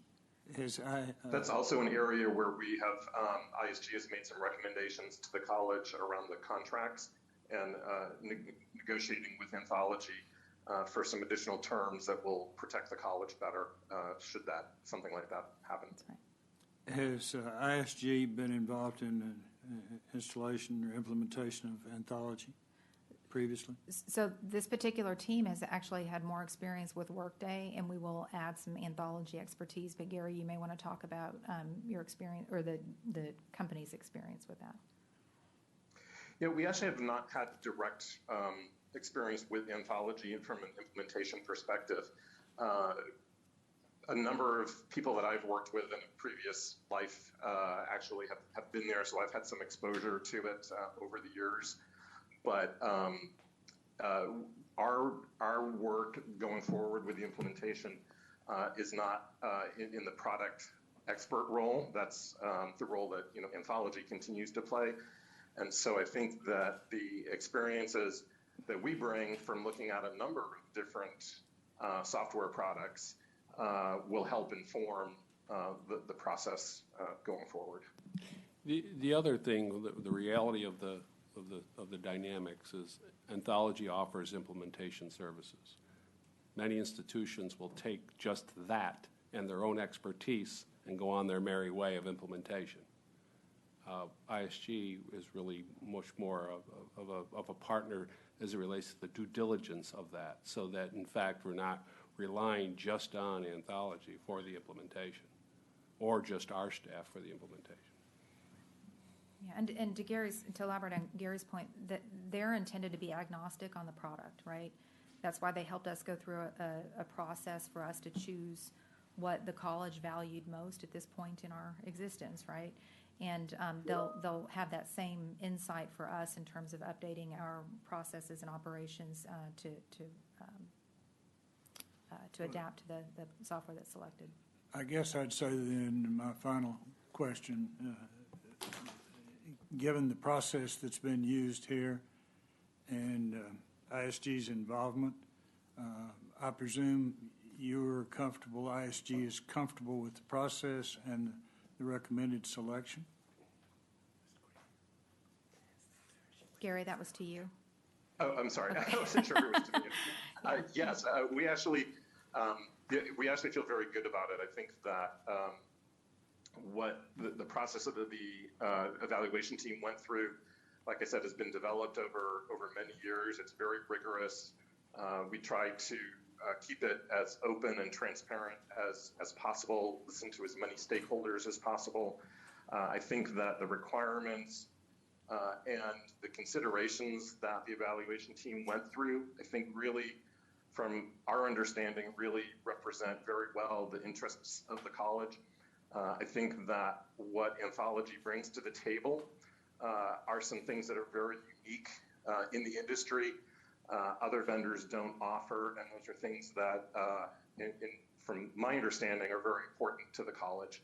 So again, that student focus, that focus on community colleges, that focus on being able to connect your program offerings, your curriculum with occupational information. That's unique. I've never seen that anywhere before. And I think having that embedded, integrated CRM along with the core ERP systems, again, I think is a huge differentiator. So I think that the two, what the college needs, what you're looking for, what they offer, I think is a very good fit.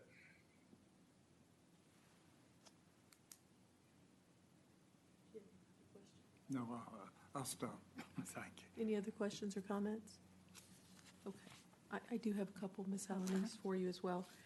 So will ISG be on site for this implemented phase 2, or will they be, because I read in here that they were going to be virtual, but I didn't know if that was just. You know what's interesting is I used to would have been skeptical about a virtual support.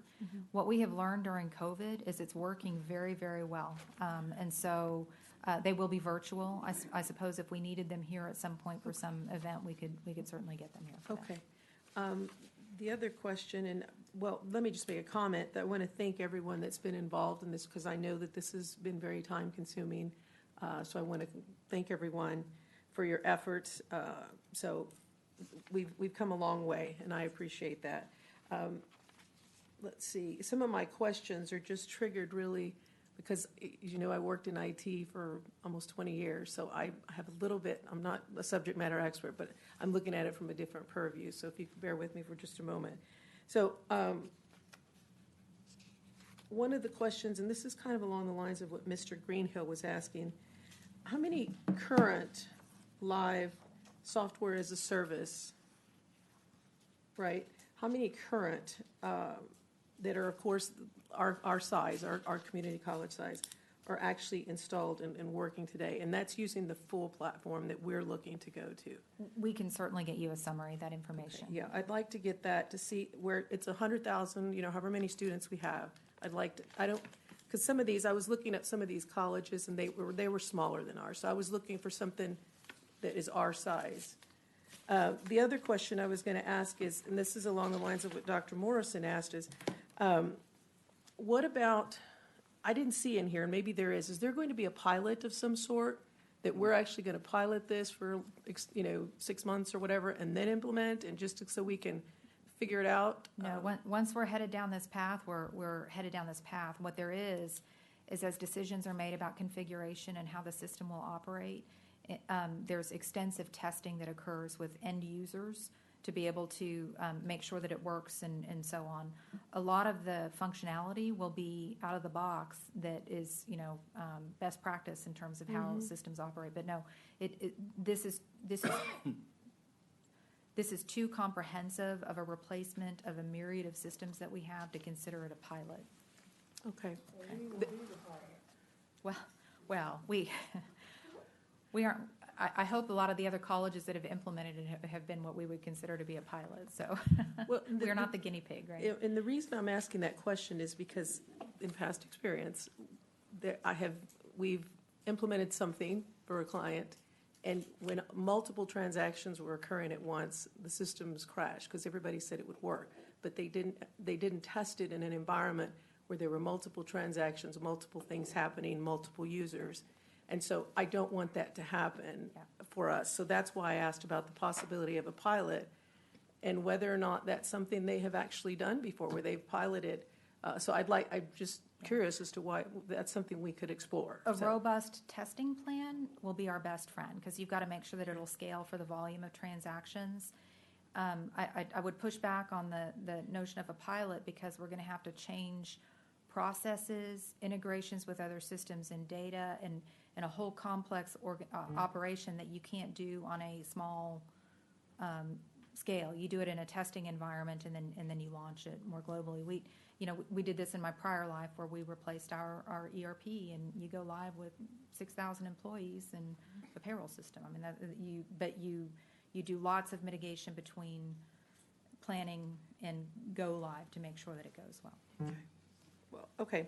So the other question I have is, can you describe, again, going along the question that you asked about, can you describe what the process that we've used to look at this strategically from the concept of education to occupation? So where are there opportunities where, if this is implemented, that we would be able to provide some sort of training for our students to be able to potentially work as in this environment, supporting software as a service, that type of thing. So can you talk a little bit about what those conversations have been? So I don't know that we've had those conversations about our academic offerings here. Okay. It's not dissimilar, I think, to some of the questions we've had about the delivery of a bond program, that we're obviously doing large-scale projects that our community would benefit from us having a workforce that we're producing to do those kinds of things elsewhere. So certainly something that we can take a look at. Maybe we can ask Anthology where they have implemented education to occupation type programs with some of these other colleges. If you could ask that question, I'd like to find out where they're doing that. Okay. So does Anthology have a regional presence? A regional presence? No, they don't. Susan, do they have other installations with Texas colleges or universities? So Gary, help me out with one of the references was a Texas college, and that was part of it too, was that we were testing the reporting requirements for the state of Texas that they really had a robust response to. So Gary, do you want to add to that? Yeah, there were a couple in Texas. The one that I remember is Del Mar College. They're small, but they were very positive.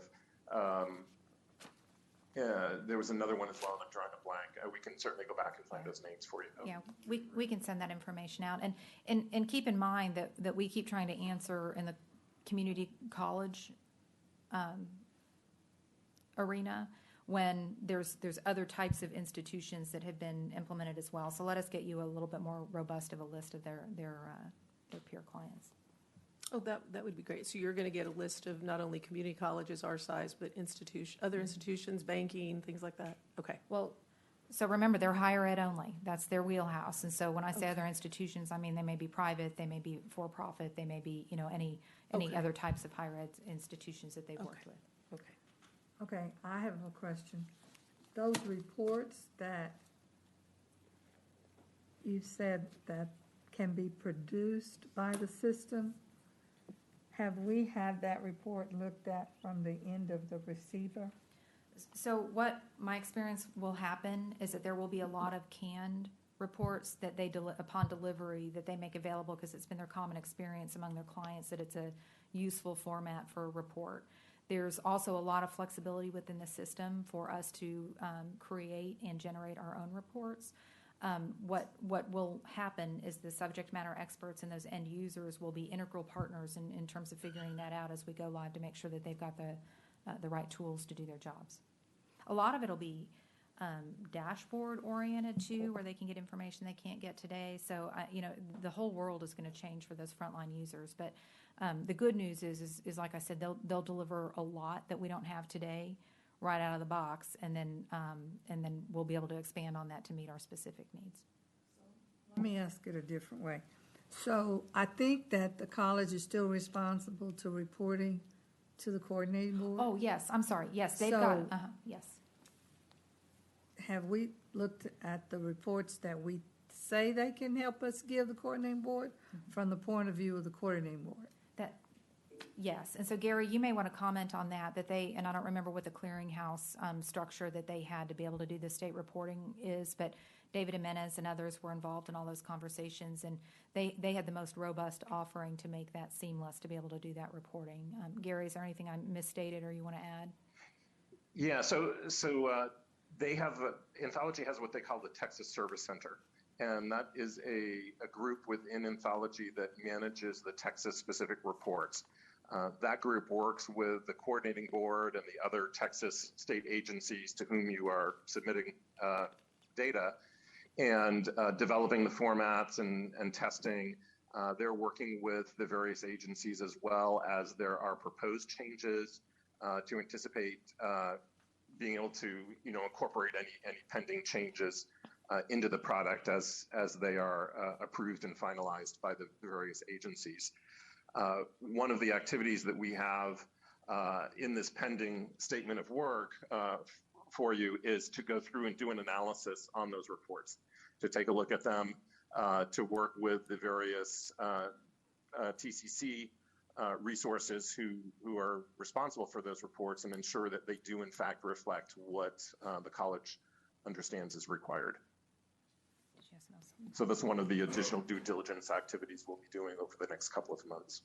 And during this process, our institutional report team actually reviewed many of these reports and was very encouraged by this. And so they're the ones that do a lot of these reports, and they're completely on board with this.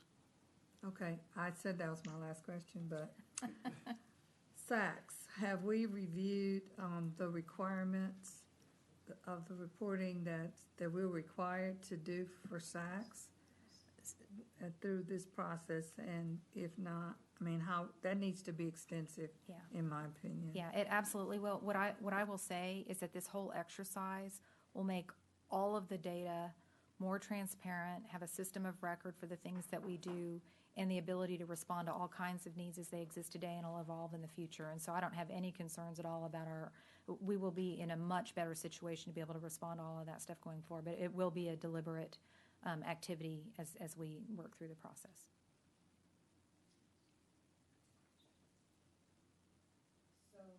I'll show my history a little bit. There was another system that we had one time. It was the second part of the name was DataTel. But there was another name that everybody always put in front of it, which I won't repeat. But I'll just say this, that maybe, I know you've had current people look at this, so maybe we could ask some people who were here before You know, interestingly, to get so their input. Well, and Vicki Hutto in our IT team has been here for 42 years, and so she's been through a couple of implementations, and she's very well versed as being the historian about the scars of where we are today and where we need to grow. Yeah, she's an integral part of the team. Just a quick, excuse me, I'm sorry, I had to get us lost. In, just a quick clarification, Susan. In the I think that you and the Chancellor had both said that they implement the system themselves. Is that correct? Anthology? They do. So I asked you earlier about the MWBE, and there was 0% component. That's right. So does that mean that they contract that work out to implement, and that's how they'll? Is that so how that'll happen? that's going to be part of our negotiation. So what we told them is that we have MWBE expectations for an implementation, even though they self-perform. And we need to understand what partners they do or already have in place to help accomplish that. We are not the first organization to ask that question, but we have not gotten deep enough into the negotiations yet to flesh that out. Thank you. Any other questions or comments? This is a really good discussion. Thank you very much for this. We have an information item related to bond report update. Sorry, this is one of our off months where we don't do the full-blown presentation, but we included the monthly report in your packet for you to be able to read through. I think we've got a full update next month where we'll hit the highlights with you, and please feel free to let us know if you've got questions as you read through that material. There is an executive summary as well.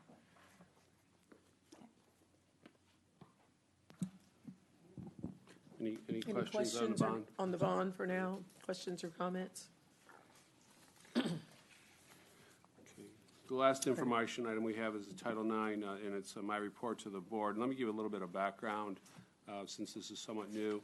And Gloria is here. Here she is. Okay, Gloria is here to provide any substantive content. So by Title IX definition, it prohibits sex-based discrimination in any school or education program that receives federal funds. And so I want to go through this because there's been a number of changes most recently. And this became law in '72 as part of the Civil Rights Act. And in August of 20, federal regulations were updated, and it now covers off-campus conduct in addition to conduct occurring on campus. So there's more scrutiny as it relates to our due diligence ensuring the reporting of that. It narrowed the definition of sexual harassment to align with the definition applied by the courts and added employee versus employee offenses as well, where previous definitions focused solely on students. So the scope is much, much larger now. And it increased our responsibility as it relates to reporting, whether it be official or unofficial filed, if you will. So a very, very larger net to be casted over this. And it requires us to quickly offer free and supportive measurements to the complaints as well. Also, it made schools liable for failing to respond to Title IX allegations, which again is casting a much wider net in terms of our responsibility.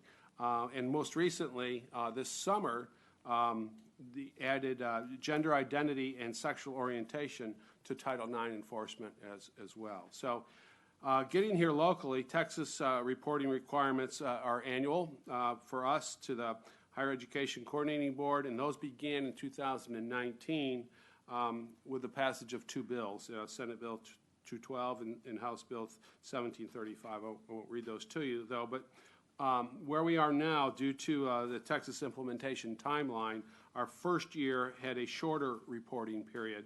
And effective, though, this past September, we will report data for full academic years ending each August 31st.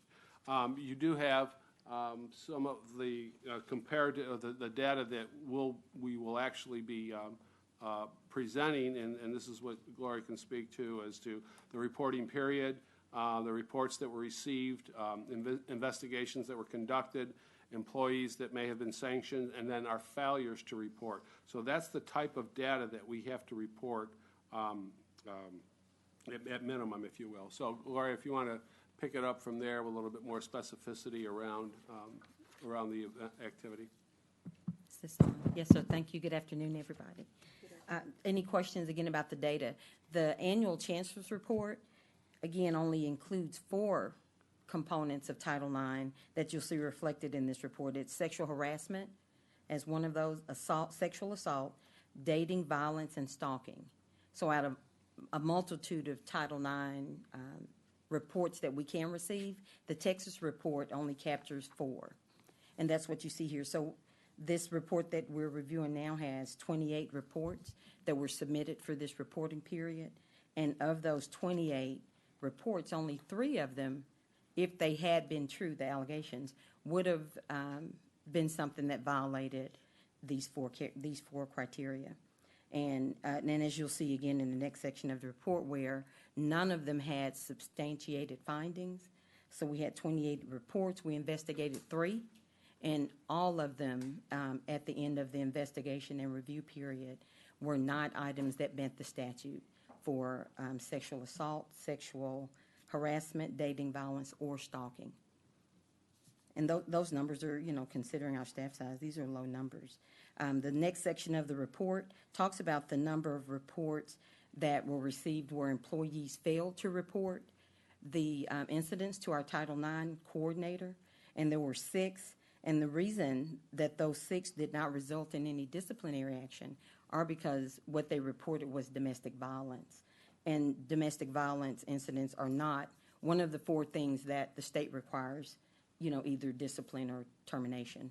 So for those incidents, our office then required the employees to have additional training just to make sure that they, know how to report things that are reported to them timely, to better just define those. But again, the report just captures those things. You see the full report in front of you. Are there any questions about the content of this report? Yes, Trustee Wood. I have a question. You said there were 28 received, but only 9 were investigated? No. So if you look at the if you look at the actual report for this year. Okay. And so there were 28 reports. Okay. And you see that at the top there were 3 of them that were investigated. And that happens because a lot of times we'll receive reports, and I think one of the benefits of the training that the college does, we have a practice of report anything. Okay. Err on the side of reporting, and then let us determine if it meets the statute. So typically we're going to have more reports than less. And then again, you'll see out of those 28, only 3 of them, had the allegations been true, would have been things that met the definition for the things that we have to report. So the 3 didn't, which in essence means there were 0 violations. So what was the number 9? I missed the number 9. Or did you say number 9? I missed it. It was 6. Okay. All right. I was like, I don't see a 9 on here. But that's right. You could have added the 6 and the 3, those 2 numbers together, which would be 9. Any other questions or? Any other questions? I do have a couple questions, if you don't mind. Yes, President Ayala. So how often does our process, how often is it evaluated by some governing board or whoever it might be? And when was the last time it was done for employees? So there is no, especially for the state report, again, this is only our 2nd year reporting. Right. There have been no evaluations to date, and there's nothing in the language that states, that there's a annual or some incremental evaluation process. Of So our far, again, but it's Title new. IX, of our Yes. Title IX process. That's right, and it is only now, we're just starting our 3rd year. That may change. Okay. Tasby? What? Come up, Carolina. I can't tell you. I think one of the things that is helpful to know is that TASB is part of our policy making, is they make extensive rules both in the legal and local policy with regard to state and federal statutes that deal with Title IX. So I think our most recent round of changes that came from TASB was in the December 2020 update that reflected the August changes that the Chancellor referenced. We are expecting that the Department of Education will give us more changes sometime in late first quarter, early second quarter of 2022. So I'm assuming we will have more changes to bring you then. Were those changes applicable to students or to faculty, or both? Both. Okay. The changes with regard to employees, technically, it's always been applicable to employees as well as students, but the Fifth Circuit, of which Texas is a part, has always had a process of saying that employee incidents will be handled as a Title VII matter, discrimination, as opposed to Title IX. But now that the statute's been changed, we're no longer under that guidance from the Fifth Circuit Court of Appeals. Okay. Thank you. Thank you, Carol. And I just want, just as a point of clarification, to make sure that my answer was related to your question about evaluations or audits. And Carol is referencing changes to the statute. Okay. Which again, Dr. Giovannitti covered some of that. Does this fall under your department? It does now. Title IX just moved to the HR umbrella effective September 1st. Okay. Is that a statute that it falls under that? Okay.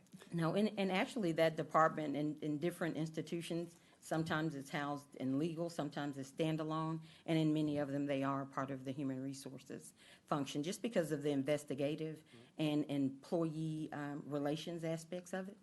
So you'll find them in any of those three spaces in higher ed. Particularly since employees were added most recently, where when it used to be just students, and for a long time, in most institutions, it lived in student services as part of a student conduct thing. Of course, there was a lot less scrutiny back in the day. So given the addition of employees, it needed more of a broader a home, if you will, within an institution and not student services.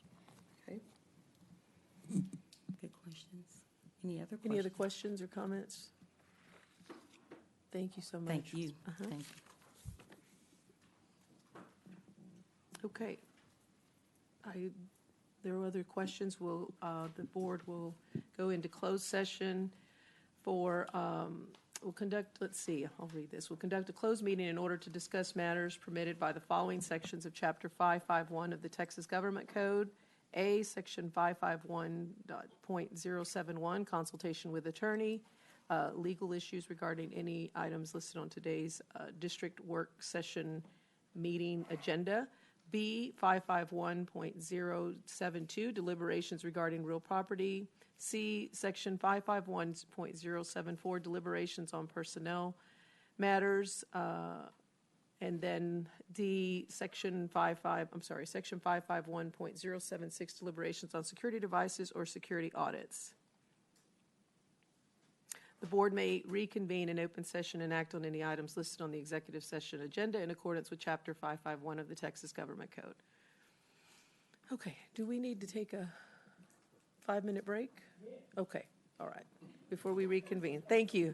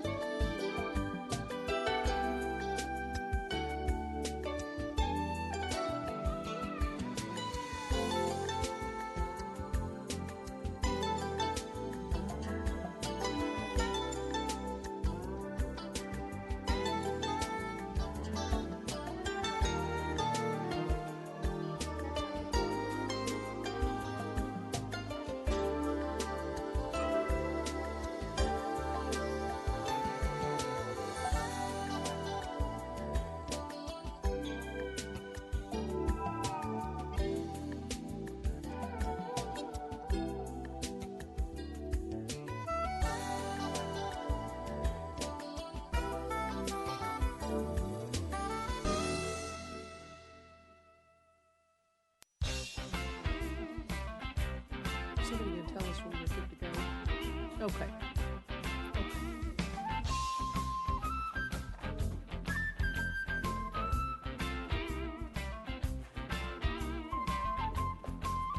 Okay.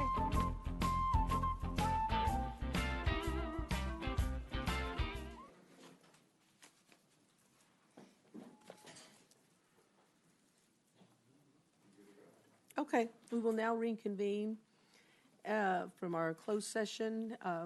There's no action items as a result of our closed session, so entertain a motion to adjourn. So moved, and second, okay. Everyone have a good afternoon. We probably should vote on that. Does everybody agree? Say aye. Aye. Anyone oppose? Just want to make sure. Okay, thank y'all so much. Have a good afternoon. Thanks, everyone.